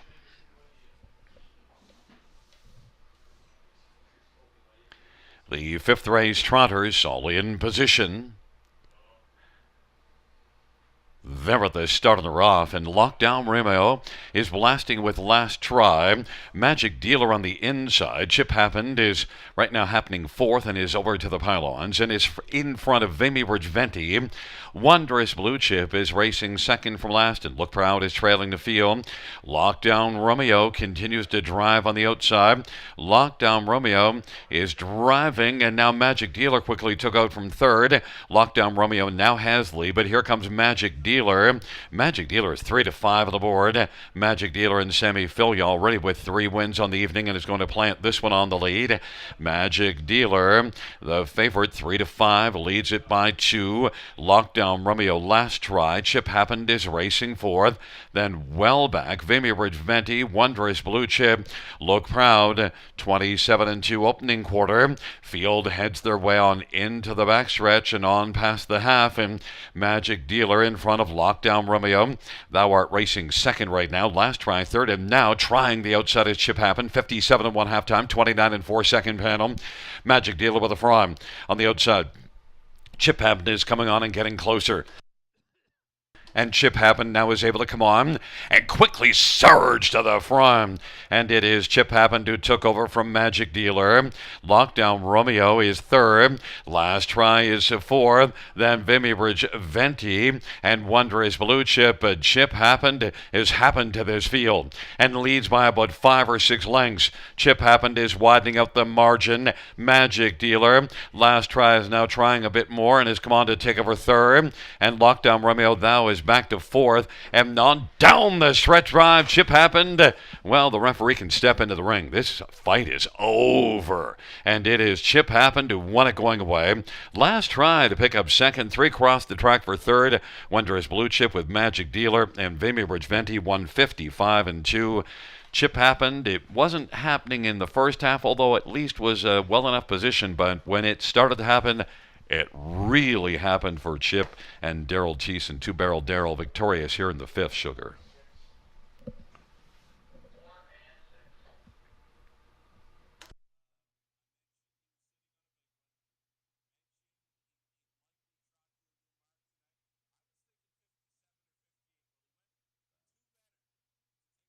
Of 55-2. What a big push through that 3rd quarter. There was absolutely no answer. There was nothing Magic Dealer could do to hold off Chip Happened. He was loaded for bear tonight. And when he got the open road, he just opened with every stride. Great to see for the connections. I love this trotter. We had him as a 3-year-old trotting boy of the year at the raceway in 2024, and I was looking forward to seeing him get back to racing and off of 2 runner-up finishes. This is a big win for the connection. So happy for them. Yeah, and look, Magic Dealer took all the money and was 3-5 on the board, but I think you clearly mentioned early and that just the tote board didn't understand that Chip Happened was the one in there, and when it was time to decide who was better, yeah, it was pretty clear. Yeah, there was no fight whatsoever. I mean, when this horse got right lined by Thiessen, he was on a mission, and that was to make it to the winner's circle easily. And again, I did not see that 155-2 mile coming, but I like to be wrong every now and then. It's nice to get another long shot in to split between the couple that, because you mentioned 4 and 1, you get Last Try, who certainly gave it a nice try for Austin Sorry at 25-1. The Venti there at 40 to 1. So we got some prices under Chip Happened, who fell down to 9 to 5. Wasn't taking the money early, though. Wasn't taking the money. No, I found that odd that this horse would not go away as the favorite. I mean, I mentioned off the top of the show that he could have almost been a single for me. My plan B was Magic Dealer, who would be third, but yeah, I'm just loving this tonight. And I got that discount ticket in the pick five, Yeah, nice $3.60. one. Yeah, you want to get one Yeah. without spending a lot of money chasing after it. Chip Happened, although I went three deep, and you know what? I needed to go only one deep, and I could have made it even cheaper because back in front of us, Chip Oh, happened to this field. A 4-year-old looks like a Chippendale Bay gelding owned by James McKeag and Jen McKeag Weischer. James McKeag is also the trainer. Double barrel Daryl Thiessen with the winning drive. Chip Happened, first win on the year. And the seventh lifetime for Chip Happened, 155 and to a new career mark.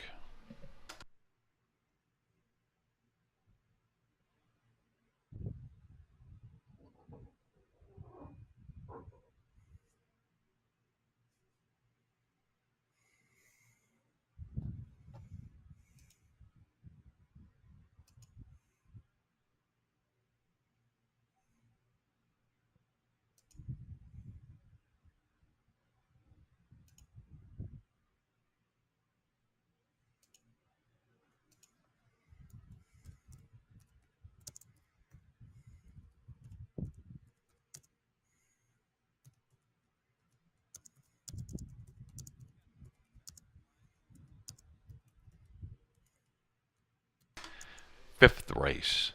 Number 4, Chip Happened, 593.60 and 220. 6 last try, 10.34.10. 1 Magic Dealer, 210. $2 exactor, 86.90. Dollar try, 72.95. Dollar high five, 2,700, 17.40. That 20-cent high five, 543.48. Dollar pick 3 is 40.30. Dollar pick 4 is 105.75.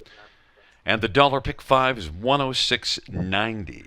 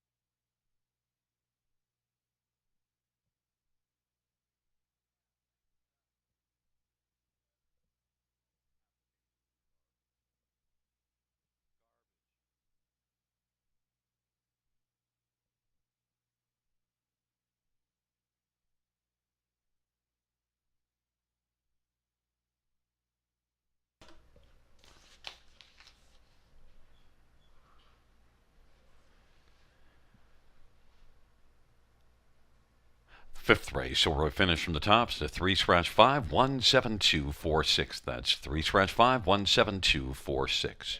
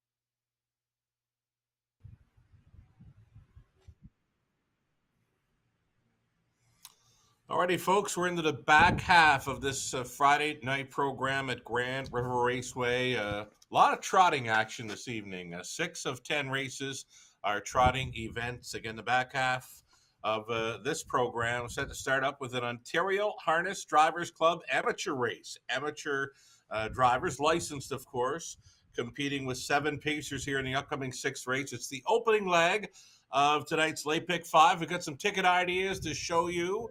We got tickets for myself, Gary Guy, Conley Ecclestone for me in the opening leg. We'll try the 4, Music to My Gears. Brady Legacy stays on following the victory at this level last time out. Poppy Meadow, another one to consider. We're deepest of all, race 7. Fanning 5 deep in there, 1 through 5. Race number 8, the middle leg. We're on the 5, Just Fabulous, and 6, Hobnob Hanover. Then it's 2, Stonebridge Glee, along with 5, Verla Kemp. And on the end, in the finale, Lady Hamish, Captain Chloe. I'm in for $16 even.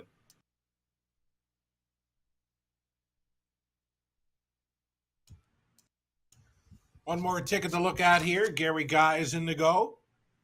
Gary cashing in on the early pick 5, $3.60. Gary in for $9.60. My voice getting a little raspy tonight now. Maybe Gary's passed it on here. 10th race is single. Gary Guy, Lady Hamish, singles out the 5 in the finale. His ticket, $9.60. And one more to look at, Conley Ecclestone, 3 deep in the opening leg. He's 3 deep again in race 8, 2 deep. Races 7, 9, and 10. Conley in for $14.40. Next voice you will hear will be Gary Guy with the post parade of race number 6 back on the pace.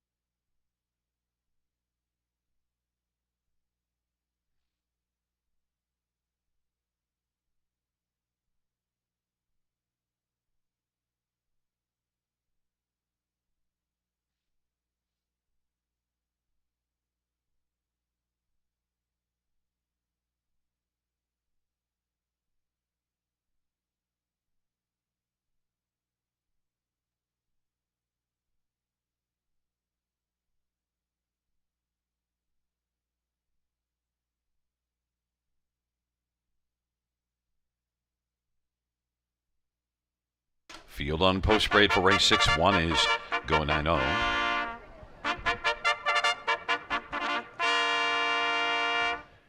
George Ketros for Tess Waxman and Noah and Addie and Jacob Waxman.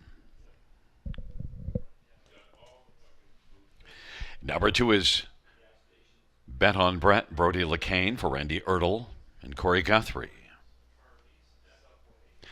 And number 3 is Macalco, Darren Rayner for Mary Harris. For his Music to My Ears, Brady Legacy for Ken Middleton Jr. and Keith Middleton and Jeffrey Seibel and James Grant. 5 is Johnstown Jet, Isaac Waxman for Tess Waxman and Levi Kepfer.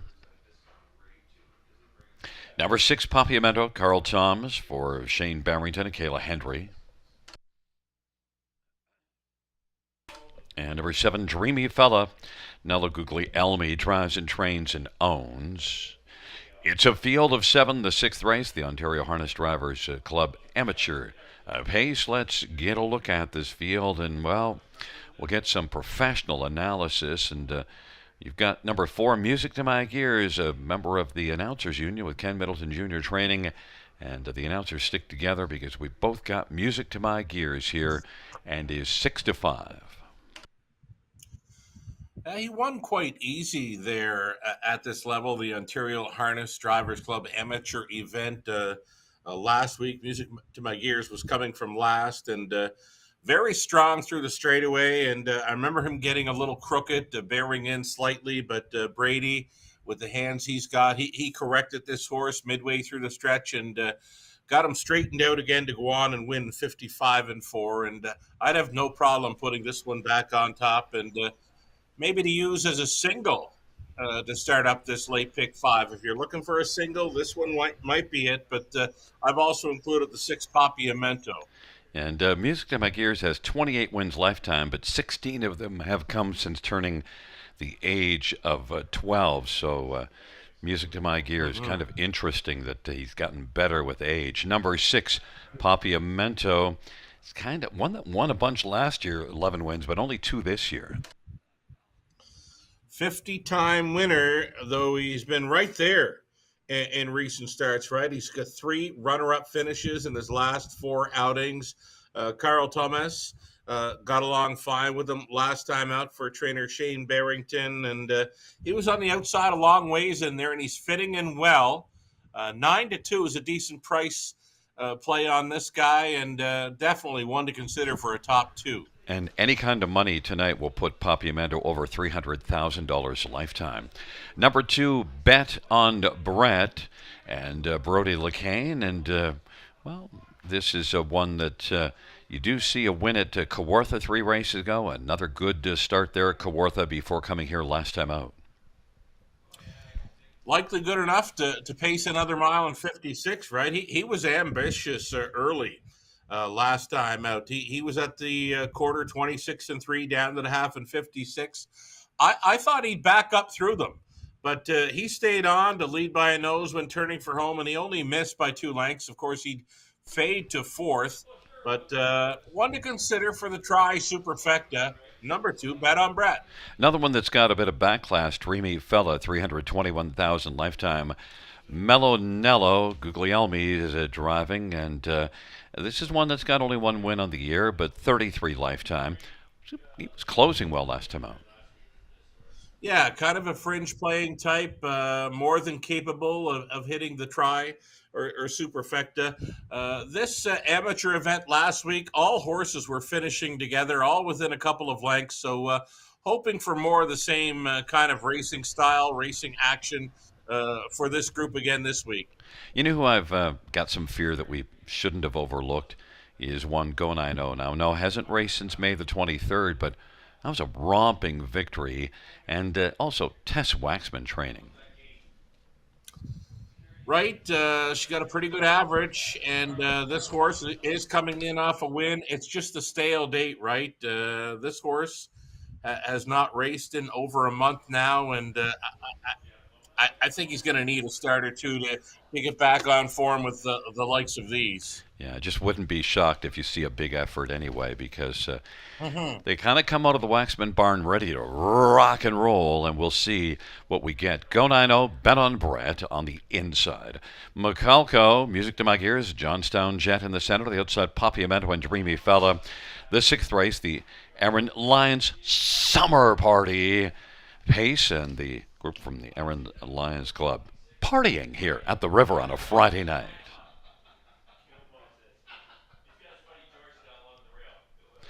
Field of 7 for the sixth race. Amateur driving event. In position. And the field has reached the start.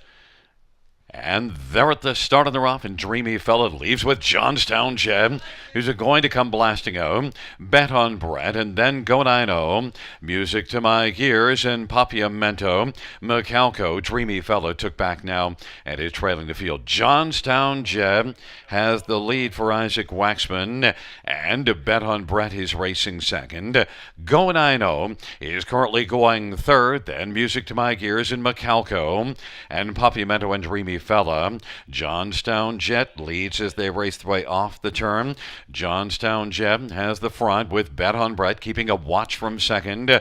Go 9-0 is currently going third and is in front of Music to My Gears, and then it is Macalco and Papiamento. Music to My Gears has quickly popped out from fourth now to come first over. Macalco is racing fifth, then Papiamento and Dreamy Fella, and they head their way up towards the half of a 27-second opening quarter, and it still is Johnstown Jeb. Bet on Brett watching from the pocket. Music to My Gears is making music now and is moving up, and it is Music to My Gears and Brady Legacy orchestrating a challenge now up against Johnstown Jeb. Papiamento has also popped up into contention, and now Music to My Gears has come on to get the lead.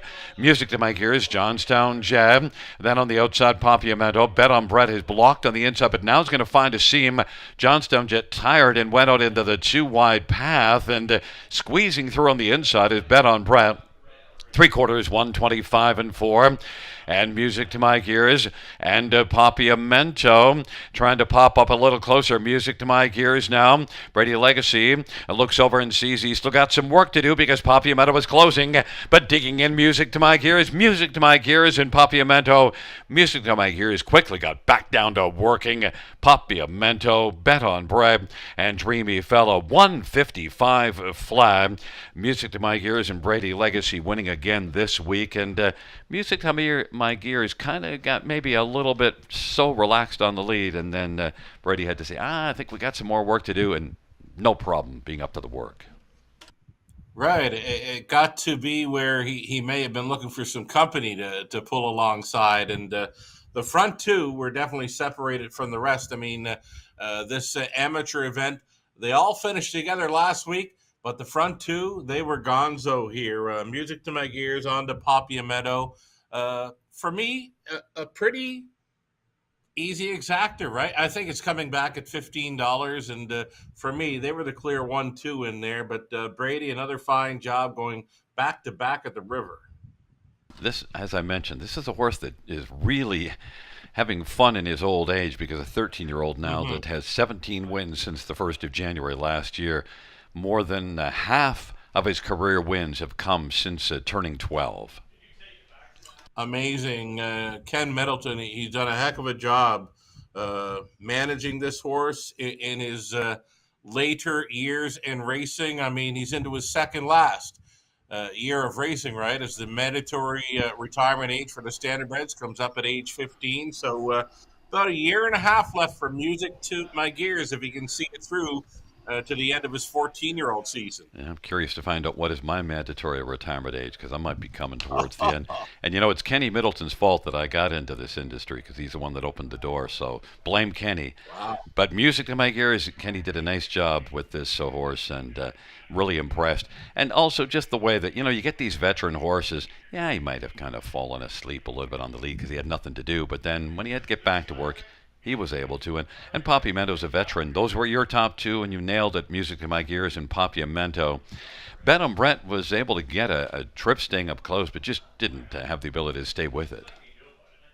Yeah, we got some prices underneath there. Favorites are 1, 2, and then some double-digit odds underneath. I think I'm ice cold on that Super Gary. Well, yes, a 4-6-2-7. Glad you picked that out. I missed that. I put the 5 in between the 4 and 6. You know what? If we ever go 6 furlongs, then I can go back to Johnstown Jet. Boom. Just like that. 4-6-2-7 in front of us, and it is number 4, Music to My Ears, a 13-year-old rock and roll Hanover Bay gelding by Ken Middleton Jr. and Keith Middleton and Jeffrey Sybel and James Grant.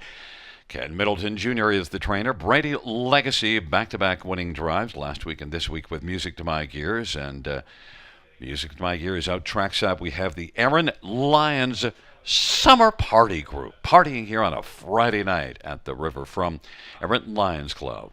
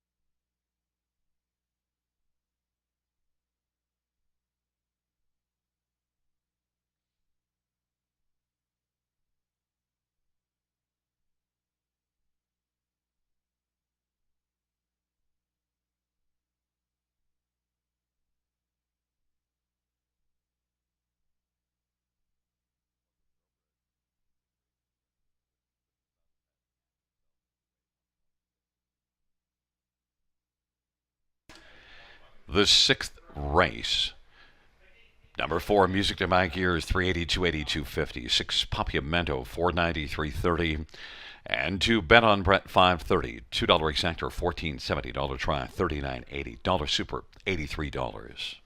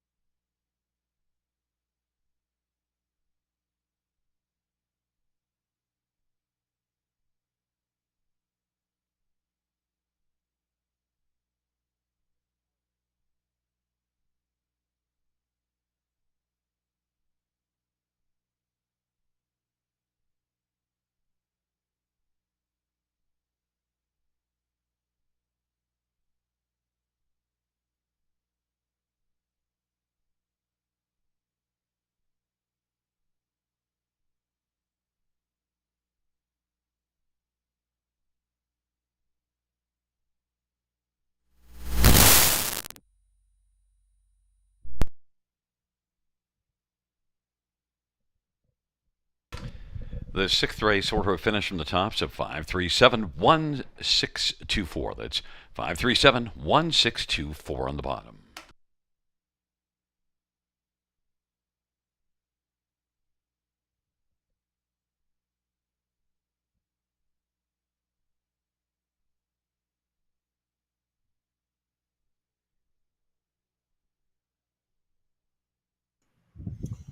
Yep. No camera.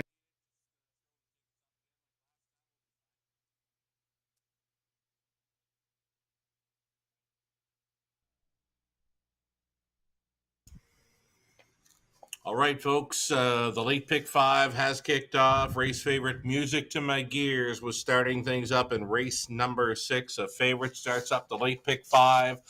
We've got a late pick 4 beginning here in race number 7 as we go back on to the trots. Trotting events, races 7, 8, and 9 onto a pacing finale. Opening leg of this late pick 4 is where I've gone deepest of all. I'm using 1 through 5. Hoping for a price player to show up here in the opening leg. Race number 8 went outside to 5, just fabulous, and 6, Hobnob Hanover. A couple of scratches in there, both 3 and 7 coming out of race 8, so I'm on to 5 and 6. Ninth race, we'll try 2, Stonebridge Glee, along with 5, Merla Kemp. She'll be a price in race number 9. 10th and final, we're on the 5, Lady Hamish, and 8, Captain Chloe, who I believe is right back in to go with us on Monday evening at the river. $8 even on a 20-cent play for this late pick 4 on your monitors. Gary Guy with a late pick 4 ticket idea as well. For Gary, the opening leg, he's using 2 and 5, though the 5, that being PC Peterbilt, is his top selection in there. 5 and 2 for Gary on the opening leg of the pick 4. Gary goes deepest of all in race number 8. He's using 1, 4, 5, and 6, though number 6, Hobnob Hanover, would be his top selection in there. Ninth race for Gary. He's on the 2 and 3. Number 3, See Me Zoom, his top selection in there. See Me Zoom comes in off some half-mile track efforts, adding Lasix this evening is 3 in race 9, and Gary opting for the single in race 10 with number 5, Lady Hamish. Gary in for just $3.20 on that pick 4 play. Conley Ecclestone, one more ticket for Conley tonight, is a late pick 4 in the 7th race. He's trying 4, Life as It Comes, as well as 5, PC Peterbilt. 3 deep for Conley in race 8 with the 1, 4, 6. 9th race, he's on 2, Stonebridge Glee, and 3, See Me Zoom. And on the end of it, number 5, Lady Hamish, as well as 7. Better than awesome. Conley's in for just $4.80 on his 20-cent wager. Trotters post-parading next for race number 7 to start up the late pick 4 at Grand River Raceway.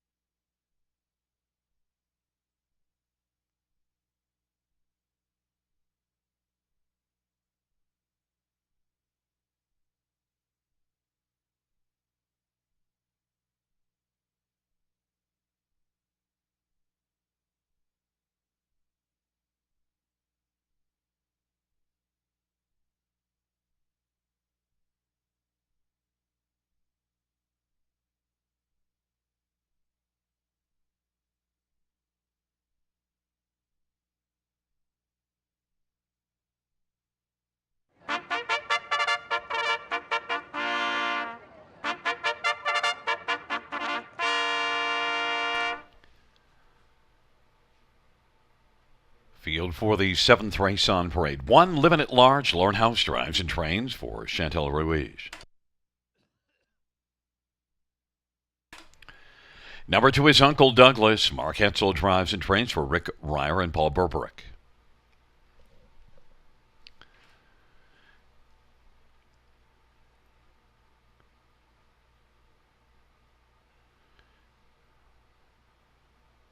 Number 4 is Life as It Comes. Scott Calder for Clark Biobi and Sad Frog Farms.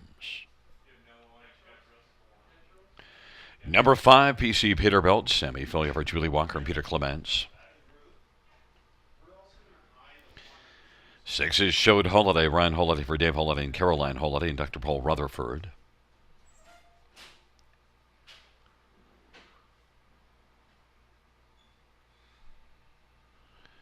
And note that number 3 is Masterwork, Austin Surrey for J.F. McGuire and Sean Allaire and Gino Bilodeau and Anne-Marie Demers in GT Stables.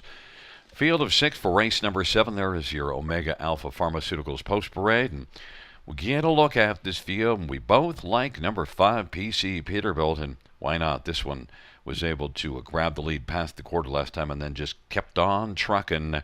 And there he is joining us now, Masterwork. PC Peterbilt Sugar has 3 wins on the year and 7 starts. Right, PC Peterbilt. After Sammy won the first 3 races tonight, I went through the program. The rest of the night, races 4 through 10, to circle up anywhere that Sammy was driving. And I figured race 7, after circling them all, was likely going to be his best shot at getting 4 wins on the night. This is it right here for a Grand Slam. Sammy Filion driving 5 PC Peterbilt. Second time for Filion. He was aboard him for that 155-4 life best mark in the latest. And looking very sharp here. I like the body language for number 5, PC Peterbilt. And you know what? He's taking the heaviest action. There's no lower favorite than 1-9 right now. They're taking him heavy. Big half last time out, 56-2, and then was able to keep it going. Number 1, Living at Large, is one that has been living at third often this year. 8 third-place finishes in 21 starts, but also 8 combination, 4 wins in 4 seconds, so 8 in the top 2. Living at Large, you've got this one pegged to try to get onto the exactor ticket at 15-1. That would be nice to get that one underneath PC Peterbilt. Like his chances, love that price. Longest shot on the board, get out of here. I mean, he's 16 for 21 in top 3 finishes this season. We knew he'd be better last time out because he needed that start on June 13th, missing about almost 3 weeks prior to that start on June 13th. So he's back on the weekly rotation last time where he trots in 56-2.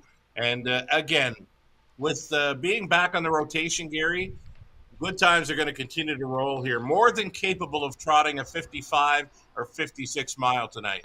You know who I'm interested in seeing how he races is 2 Uncle Douglas. Back-to-back starts from post 8 and now is down towards the inside of the gate and off a couple of thirds for Mark Etzel. Mark with the driving assignment here. And, well, there you see him in the infield. Right, just keeping this horse nice and relaxed. The son of Green Manalishi here. The outside post had Mark Etzel taking back both times to sit near the back of the bust. Expect him to race along up close and look for a nice push on the end. Another one that's paying well, 8-1. Get out of here. And then number 3, Masterwork, is one that didn't do much work early because the first order of business here was to get a flat line. Then did kick on in the late going and a good decent mile of 57-2. Only 5th, but I think Masterwork now is one that can go on from that. Send up a J.F. McGuire. J.F.'s got some big numbers. You get Austin Surrey and J.F. McGuire. Going in the right direction for sure. I mean, he's sitting 8th at the half, and he finishes up in 5th. So he's passing horses. He's gaining ground on the front set, and he trots in 57-2 last time out. So plenty to build on there, Gary. And it's Living at Large and Uncle Douglas on the inside with position over Masterwork and Life as It Comes. To the outside, PC Peterbilt and Showed Holiday. Field of 6, race number 7. It is post time.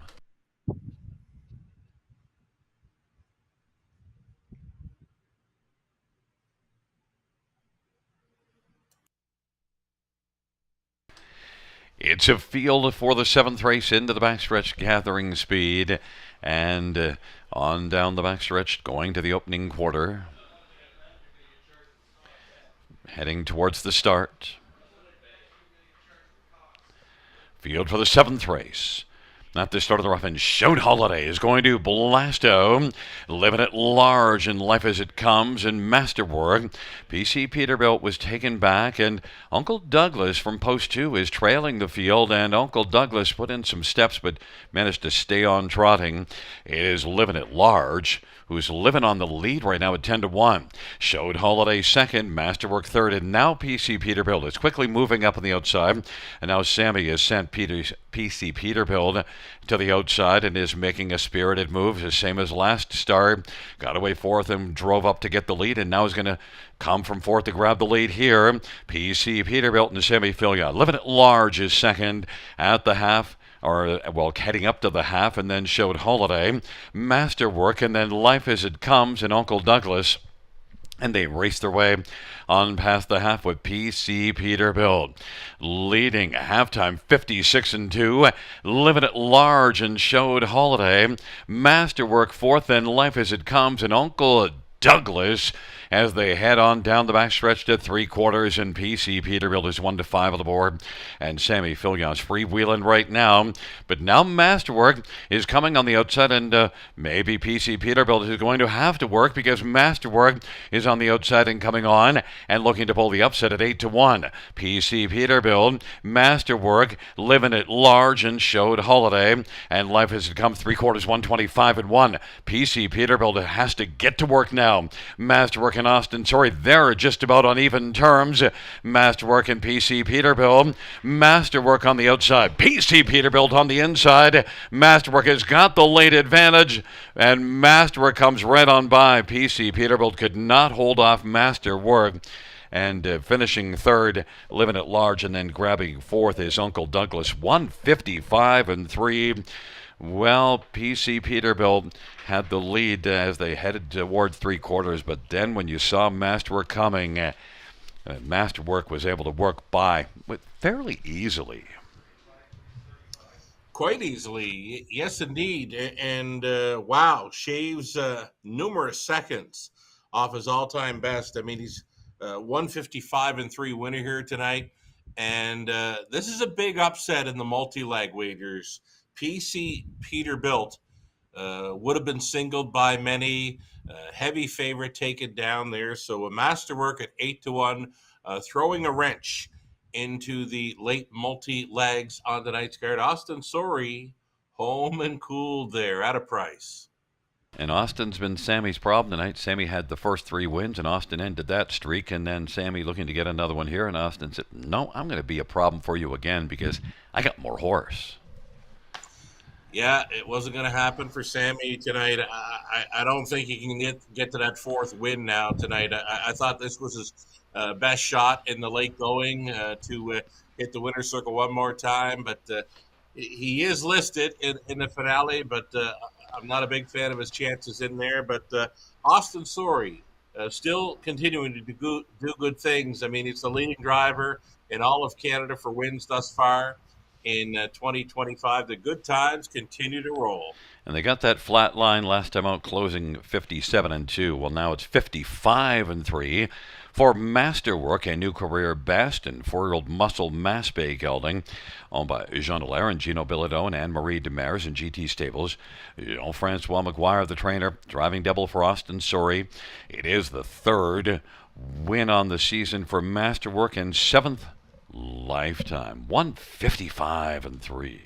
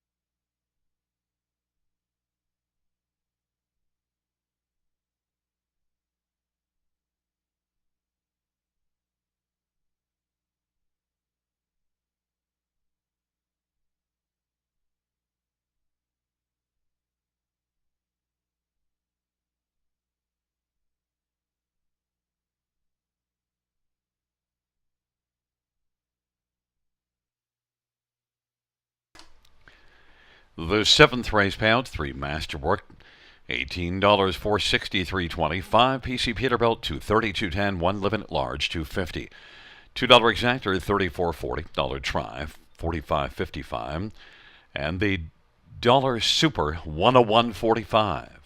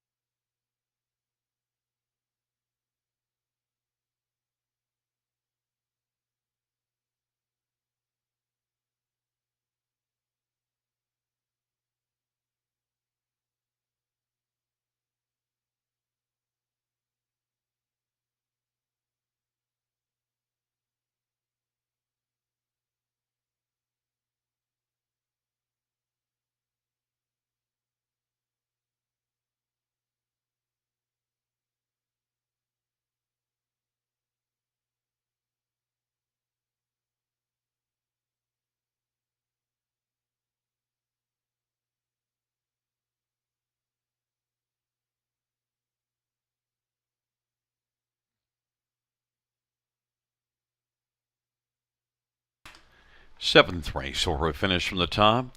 341526. That's 341526 on the bottom.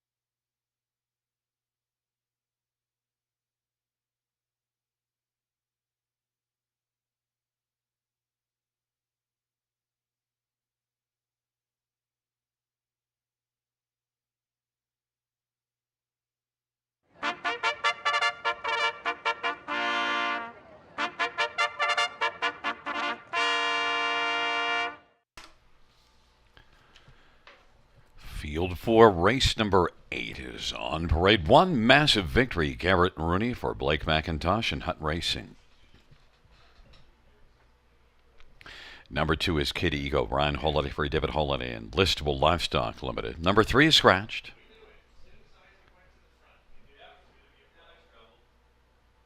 And 4 is My Time, Your Money, Rob Jenkins Jr. for Felix Marion. 5 is Just Fabulous, Scott Kohler, Shane Weber, and Tom and Elizabeth Rankin. Number 6, Hobnob Hanover, Pat Houdon drives and trains for Sean Garvey. Scratched is the 7. So it's a field of 5 for race number 8. And there's Pat yucking it up with the crowd, enjoying himself. See that Pat's managed to find something to smile about. I like his chances here, Gary.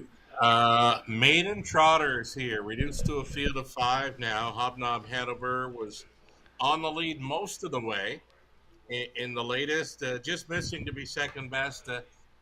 I think Pat can get the job done in here, and so too do the horse players. 7-5 favorite right now. Well, I'd like to see it too. We both took this one on top, and well, Pat's very popular back in the winner's circle because he includes everybody, he just talks to everybody, treats everybody like he's known them all their lifetime. And Hobnob Hanover, though, one thing is 0 for 37 in the win column. But that last race suggests that maybe that 0 for is going to come to an end. 0 for 37 doesn't bother me. Let's just call this daughter of Wallner the most experienced of the field, because Maiden Trotters, right? Lots of inexperience, including a first-time starting 2-year-old who's taken a ton of action.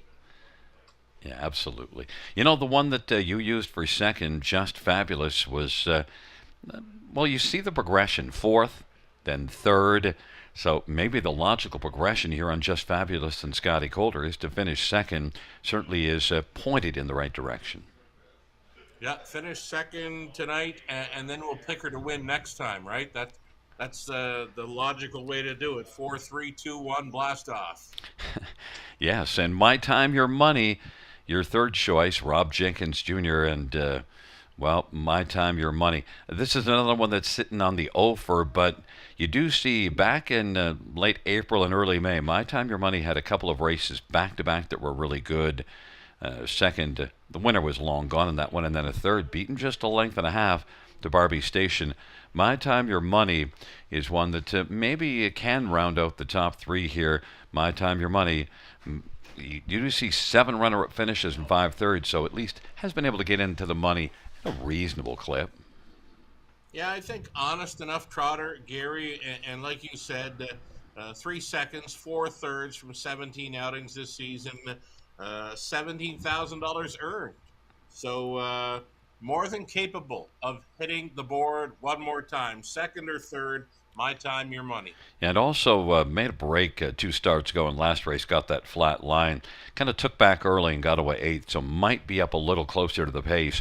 Maybe even could be a little bit of a potential play to get higher than where we've picked him. But at least this race here, I think, can get used a little bit more. And number 1, Massive Victory. Look at the price, how money has come from Massive Victory off of just 2 qualifiers. But your man G Money driving for Blake McIntosh. What do you think about this one? Well, you know what? A pretty good size for a 2-year-old, a daughter of muscle mass here. Garrett Rooney's got a great set of trotting hands. We know that.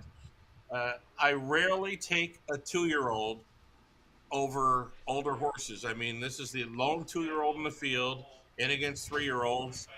And the first lifetime start at that. I just can't get there. I could use for a piece of the try or the superfecta, but not to win it. I mean, it's very tough for a rookie in the career debut to take on older horses. And then Kid Ego had the best final quarter last time out of this field, and had post 8, and was only the second start of his career. Did close with 29-3 to finish 5th, and now from a better post. So Kid Ego is also getting money for Happy Holiday at 4-1. It is a field of 5 as we have scratches of the 3 and 7. So Massive Victory in Kid Ego on the inside. In the center, My Time, Your Money. To the outside, Just Fabulous. And Hob, Nob, Hanover. It's a field of 5. It's race number 8. They're working on into the backstretch. Approaching the start.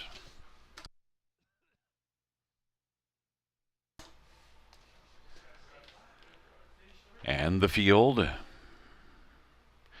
is at the start of the rough, and Hobnob Hanover and Just Fabulous. Those two blast out and separate from the rest of the field. Kid Ego is third. My Time, Your Money, Massive Victory is back trailing the field, and Hobnob Hanover fell down to even money on the board. And Smilin' Pat Houdon smiling right now with a lead of about 2.25, and Just Fabulous is second. Then racing position third is Kid Ego.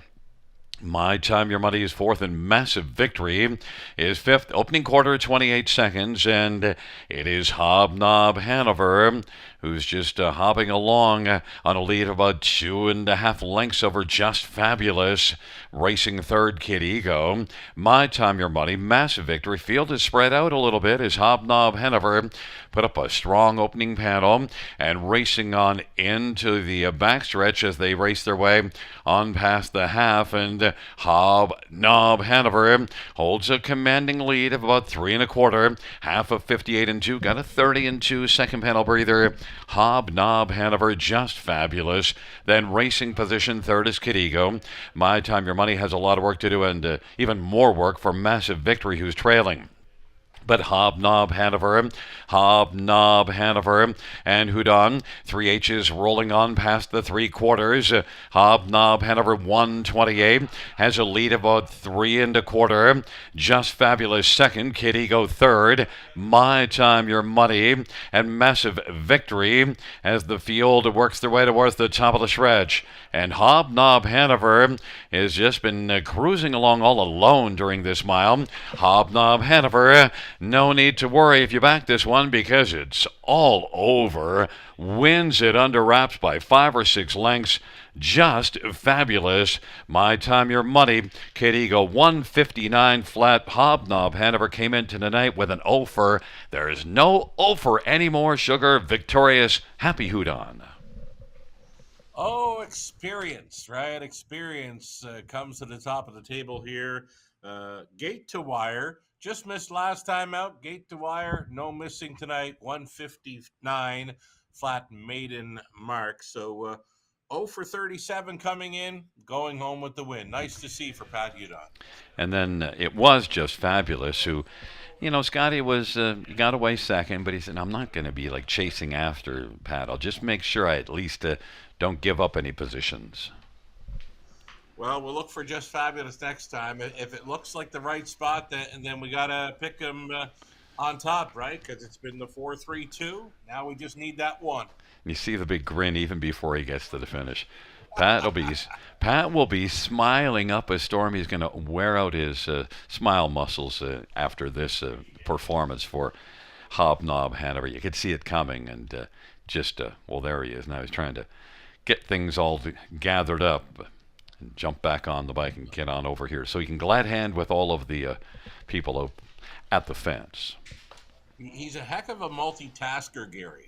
He's a one-man army. He's a horseman. And, he comes from a good line of horsemen because his dad was able to win Horseman of the Year.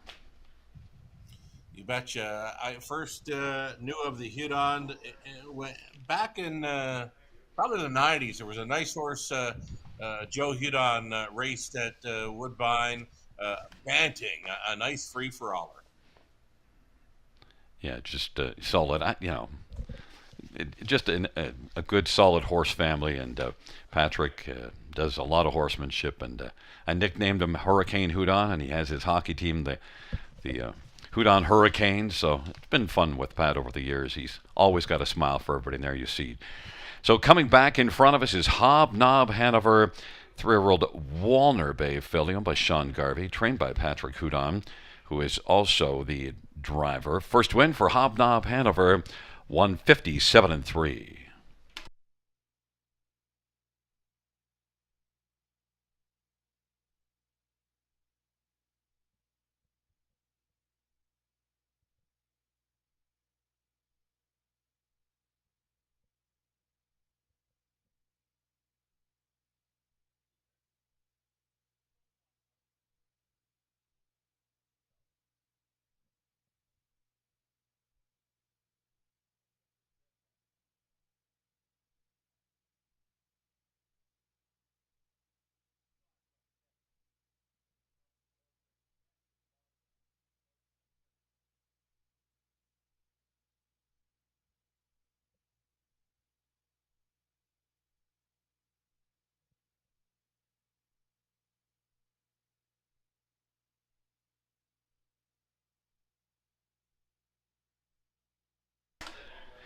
Eighth race. Number 6, Hobnob Hanover, 410, 250, and 220. 5, Just Fabulous, 290, 234. My Time, Your Money, 280. $2 exact or $9. Dollar try, $13.75. Dollar super, $26.80.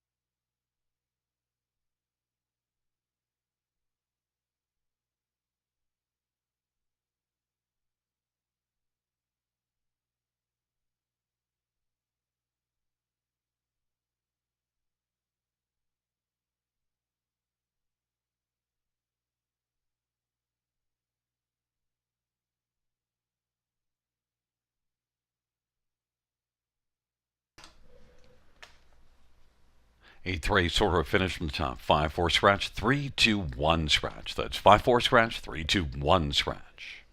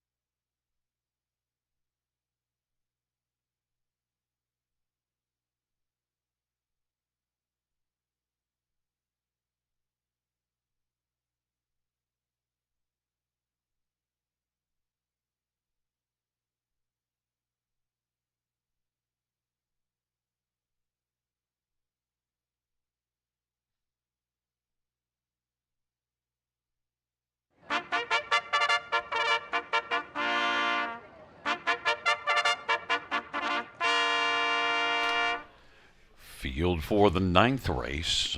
On parade, 1 is Pillow Thief, J.B. Renault for Julie Walker and Elizabeth Sheeland. Number 2 is Stonebridge Glee, Daryl Thiessen for Jacob Roberts and Russ Ellis. Number 3 is Simi Zoom, Jay Harris for Lacey McCabe and Glenfield Livestock and Cheryl Cherry.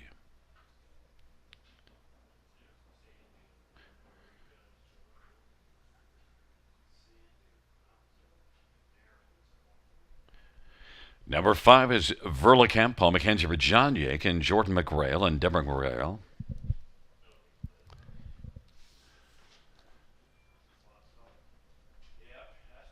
There is 4 Pahokee, Jason Ryan for Wayne Henry and Henry Stable.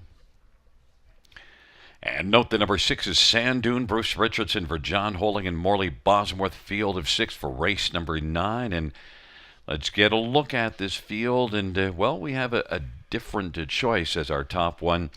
You're taking some glee and taking the 2-horse here, Stonebridge Glee, but not so much glee about even money on the board. Well, I kind of expected this one to be the favorite. Son of Muscle Mass has been first and second in his latest 2 over at Grand River Raceway. A solid winner there, 2 back when trotting a final quarter, 28-3 to stop the clock at 57-3. And I think it's tough to go against him actually in here. So I could see the betting public being heavy on this fella. I don't see him going any lower. And as I say that, he just drops another notch to even money. Don't take anything less than even money on this fella. Well, one thing, I think I know where he's pointed to. If you're going to go to the front from post 8, you're probably going to the front from post 2. Although, the one that I did take against your top pick, number 3, Simi Zoom, is one that can zoom off the gate. And you see this one setting the pace often, except for that one start from the trailer post in that London Classic elimination. Simi Zoom can really fire early. Yeah, this one's got plenty of gate speed, and we've seen him in London. He actually took the final, rolled gate to wire in 58-4. That's his life best. And now he switches to the big 5/8 at Grand River Raceway. The only reason I didn't put this one on top is those final quarters, right? I know those are over half milers, but 31 and change. If he'd have been showing any 29 or even 30 flat on the end of his miles, I might have put him in a better spot here. But for me, I've got him pegged as 4th. They are adding Lasix to this horse, so wouldn't be surprised to see him finish in the top 2. But for me, I just can't get there tonight. Well, Simi Zoom, I'm banking on Zoom getting by Stonebridge Glee. We'll see which way it goes, but 3-1 on Simi Zoom. Then your second choice, actually, I went out of order just because I got all caught up in Simi Zoom and messed up our director here. 5 Verlicamp, but he's sharp. He can stay with it. 5 Verlicamp and Paul McKenzie. That's one that, last race was only a 6th, but needed a flat line. Only a 6, but did trot in 57-2. So that's the upswing factor for Verlicamp. I saw her on parade, Gary. She was running a little hot, and I was hoping she would settle down prior to the start. This, for me, is what I wanted to see. I wanted to see her relax. Paul McKenzie, he's been at it a long time. He knew what to do. He's got her down in there in the safety lane next to the grass. She is very relaxed. I like this, and I love the price, 24-1. And she could be sitting on a big win. I don't think she can win, but I think she can trot in 57. 1 Pillow Thief is one that did some nice things last year. So far this year, it doesn't have a win. So then got freshened up and had a start here June the 13th. And, the back half was better. Maybe that's a sign now that Pillow Thief will be one that could be a sleeper here at 12-1. Pillow Thief. He's got that muscle mass look to him, and second start back after being freshened up. And he was, I can get behind this one for a top 3 threat. Another one where the price is right at 12-1. You look March 22nd at Flamborough. He was in a non-winners at 3 and finished 3rd. That's against Seacan Trot and Royal Beluga. If either of those two were in here, they'd be 1-9. 100%. So right there, what you just said might move this fella up a little bit closer. Well, I've got him pegged for third, but if he can finish second in here, I would not be surprised at all. 6-1. Uh, I think you got to use him. You know, horse that surprised me when she first started racing, Sand Dune. I liked a lot of things about her, and then she kind of Mm-hmm. didn't develop as nicely as I thought. I mean, she's been okay, but Sand Dune is 7-1. Sandoon, very leggy, daughter of looks like a Chippendale. She's we've had her in London. She's had some braking issues over the last few months, but if she can stay trotting, she can grab a big share of this one. 9-1. Bruce likely to have her in play. Got her only win of the season just 2 starts ago at Hanover. And then last race had some interference, had some problems. It's a field of 6, Pillow Thief and Stonebridge Glee on the inside.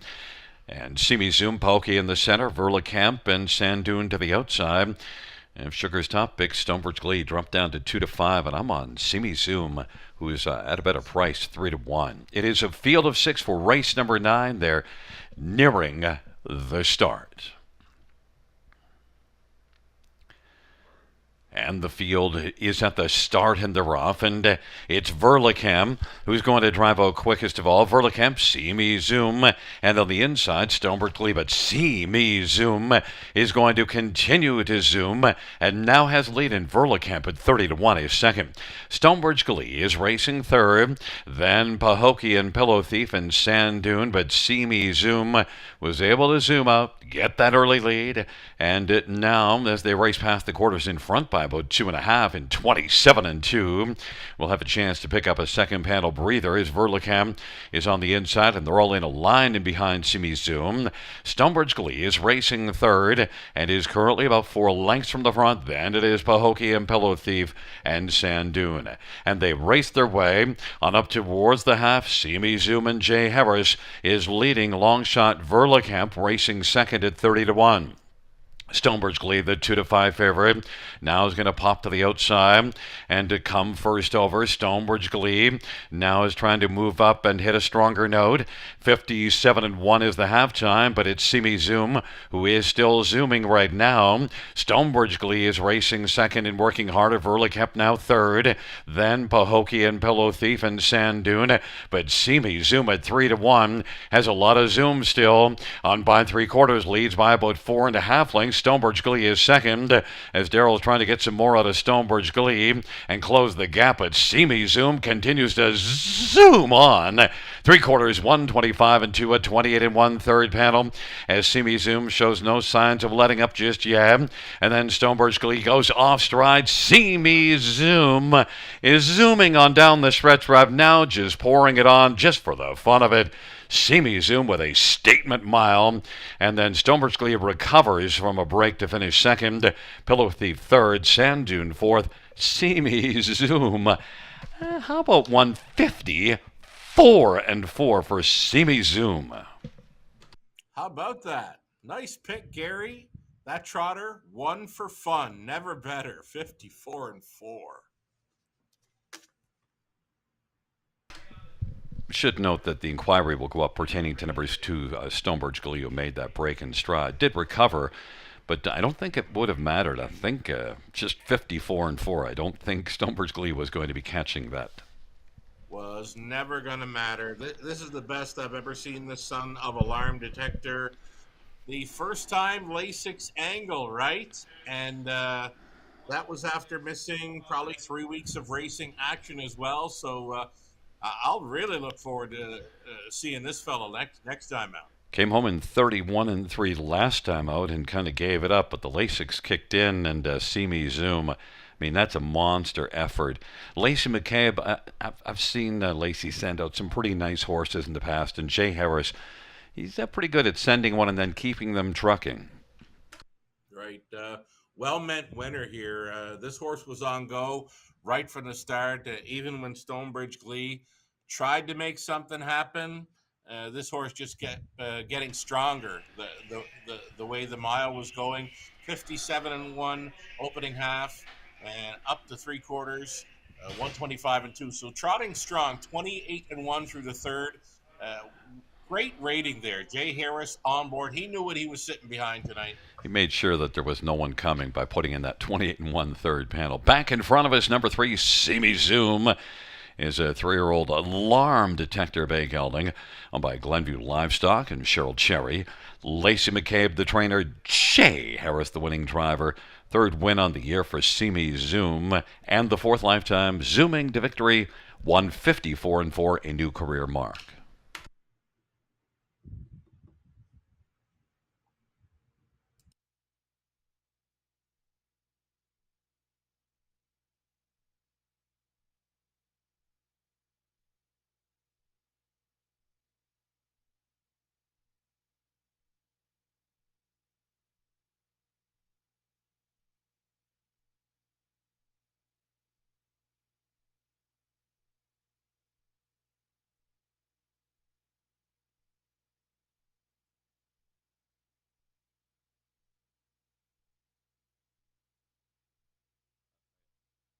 And the judges ruling that number 2, Stonebridge Glee, did not violate the braking regulations.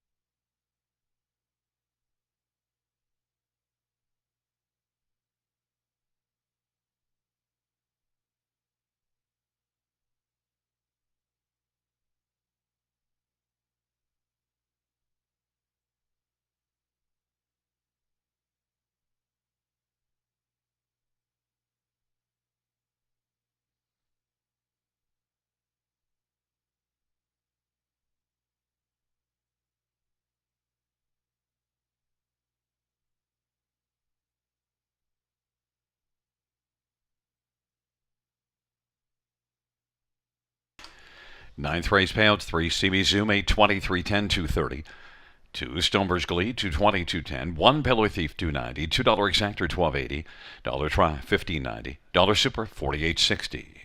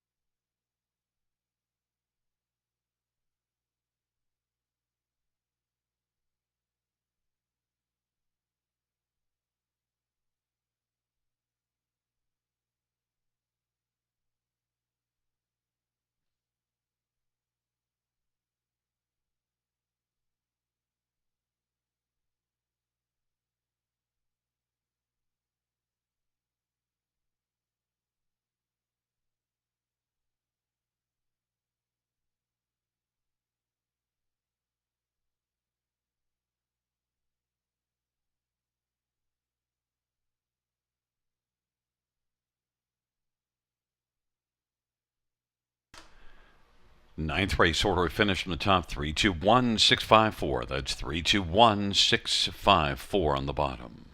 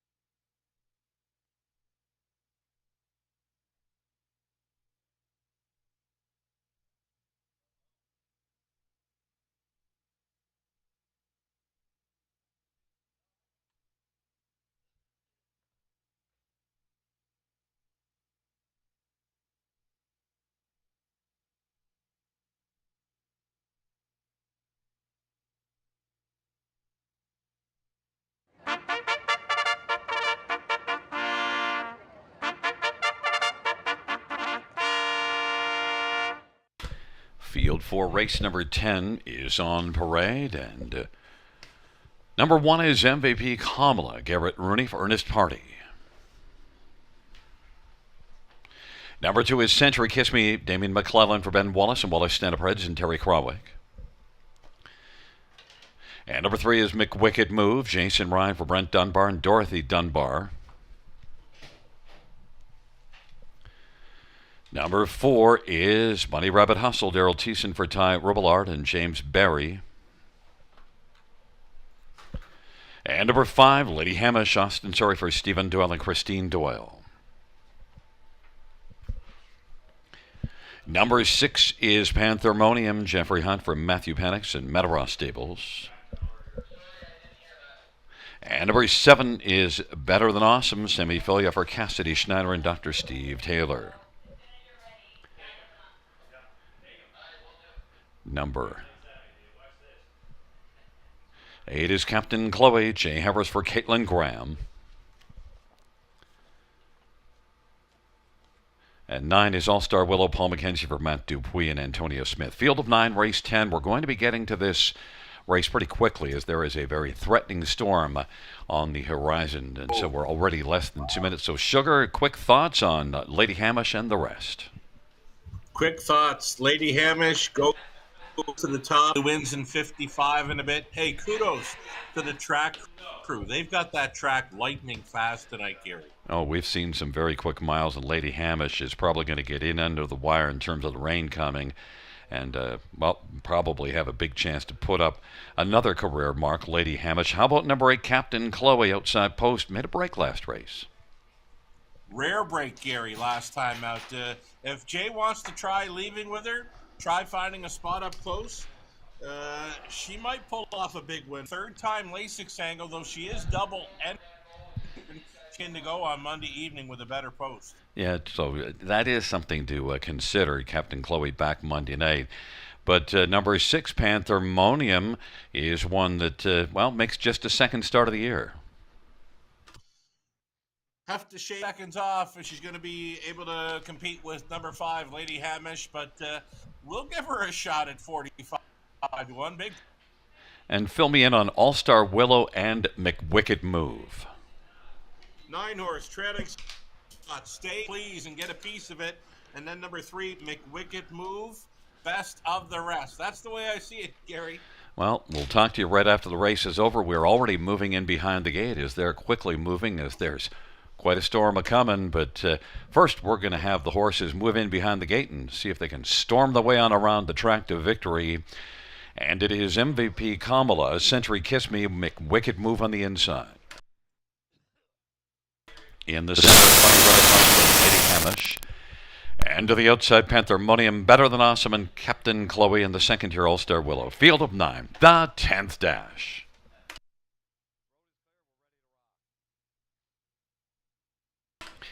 Field for the 10th dash.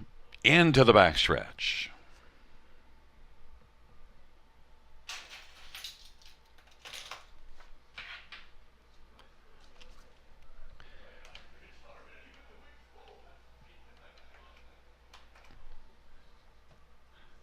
Field for race number 10. Quickly approaching the start. And they're off, and Better Than Awesome. He is going to get out very well. Better Than Awesome and Sammy Fillion. Also driving is Bunny Rabbit Hustle and Century Kiss Me. MVP Kamala, Lady Hamish fifth away. Then Panthermonium and All-Star Willow. And back further is Captain Chloe, and trailing is McWicked Move and Better Than Awesome. Leading as they race on to that opening quarter. Better Than Awesome, 35-1. And also at 35-1, Century Kiss Me. As they come off the turn, Bunny Rabbit Hustle is racing position to third, and they roll on past us off at 27-1. It was a strong opening quarter, and here comes Lady Hamish right now in pursuit of Better Than Awesome. Better Than Awesome and Lady Hamish and Century Kiss Me. Bunny Rabbit Hustle is quickly hustled to the outside by Daryl Thiessen, and now it's come on to take over third, and then on the inside, fourth is Century Kiss Me. Fifth to the outside is Panthermonium, then MVP Kamala, All-Star Willow, Captain Chloe, and McWicked Move has yet to move his trailing the field. Lady Hamish was able to grab the lead. Lady Hamish 1-9 on the board, half of 56-4. Lady Hamish, Bunny Rabbit Hustle second, Better Than Awesome on the inside third. Panthermonium, Century Kiss Me, All-Star Willow, MVP Kamala, then Captain Chloe, and McWicked Move, but Lady Hamish the one to beat. Has quickly established a big lead now and is in front by 5 3/4, 124-3. And Lady Hamish is in a hurry to get home before it starts raining. Lady Hamish leads by about 6 or 7 lengths in Panthermonium, Bunny Rabbit Hustle, All-Star Willow, and Century Kiss Me and McWicked Move on down the stretch drive. Lady Hamish is pouring it on. Lady Hamish is going to win this and take it handily. Panthermonium, All-Star Willow, McWicked Move, and Captain Chloe on the inside to get a piece, 154-3. Lady Hamish took a career mark last time out, was said, I can do better than that, 154-3. I guess she wasn't looking forward to getting wet and wanted to be back to the paddock. Right, she was hustling on home, wasn't she? 54-3. New mark. Yeah, they weren't beating her tonight, and the betting public had it right at 1-9. Hey, I think the 3, 6, 8, and 9 are all underneath for that high five. And they're definitely, and look, I mean, when I see rain coming, sometimes I can hustle, and I don't exactly have a whole lot of speed. Lady Hamish had a lot of speed, and when Austin pulled this one out, there was nobody that was going to give any challenge to Lady Hamish. No, there was nothing in there that could offer up a fight against this one. She was a well-meant winner. We've seen a few of those tonight. 27-1, just waiting for the dust to settle, made the winning move in front of the grandstand, and when she touched down on the lead, there was no way any horse was going to be able to look this one in the eye. And after Sammy Fillion getting the first 3 wins on the night, Austin said, well, I can get 3 also, you know. Right, Sammy strong on the front half, Austin strong on the back half. Great to see for a couple of great young drivers. Yeah, he's just piling on those wins, the leading driver in Canada you mentioned, and Austin, sorry. I want to see these numbers come up because Your number's 58693, and we're seeing them all, although Bunny Rabbit Hustle. But there is Lady Hamish winning by about, we'll call it 5 1/4. I want to see what they lay that down as. And the 4 did drop out of it, so 54-3. And look at how strong he looks coming home. Like he looks like, let's go, got to get to the paddock. It's raining coming. Yeah. There's more there, Gary. Like, I wouldn't be surprised to see that one win in 53 going forward, maybe next week or the next or the week after.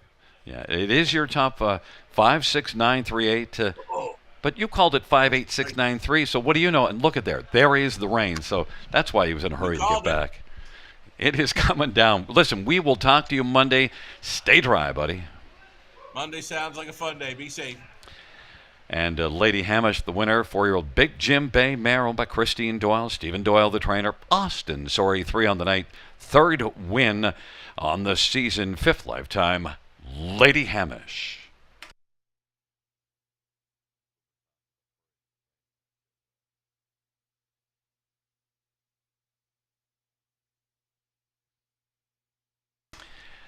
The 10th race payouts 5. Lady Hamish, 230, 210, 210. 6 Panthermonium, 890 and 539. All-Star Willow, 520. $2 Exactor, 1580. Dollar Tries, 79.15. Dollar High 5, 1199.65. $2 Double, 1270. That 20-cent High 5 was 239.93. No Dollar Pick 3, 27.30. Dollar Pick 4, 281.65.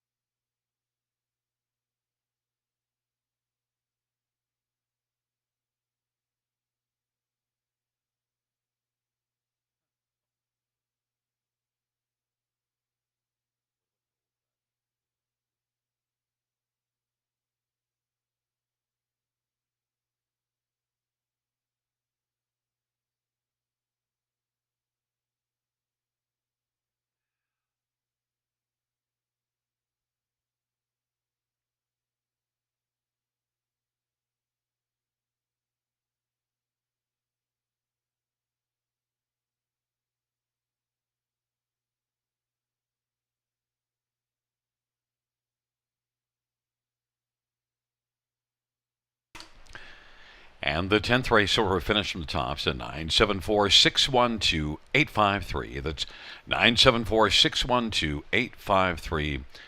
And the also eligible scratched. That concludes the live harness racing program for this Friday evening. Racing resuming Monday, first dash, 6:20 p.m. Buenas noches, amigos.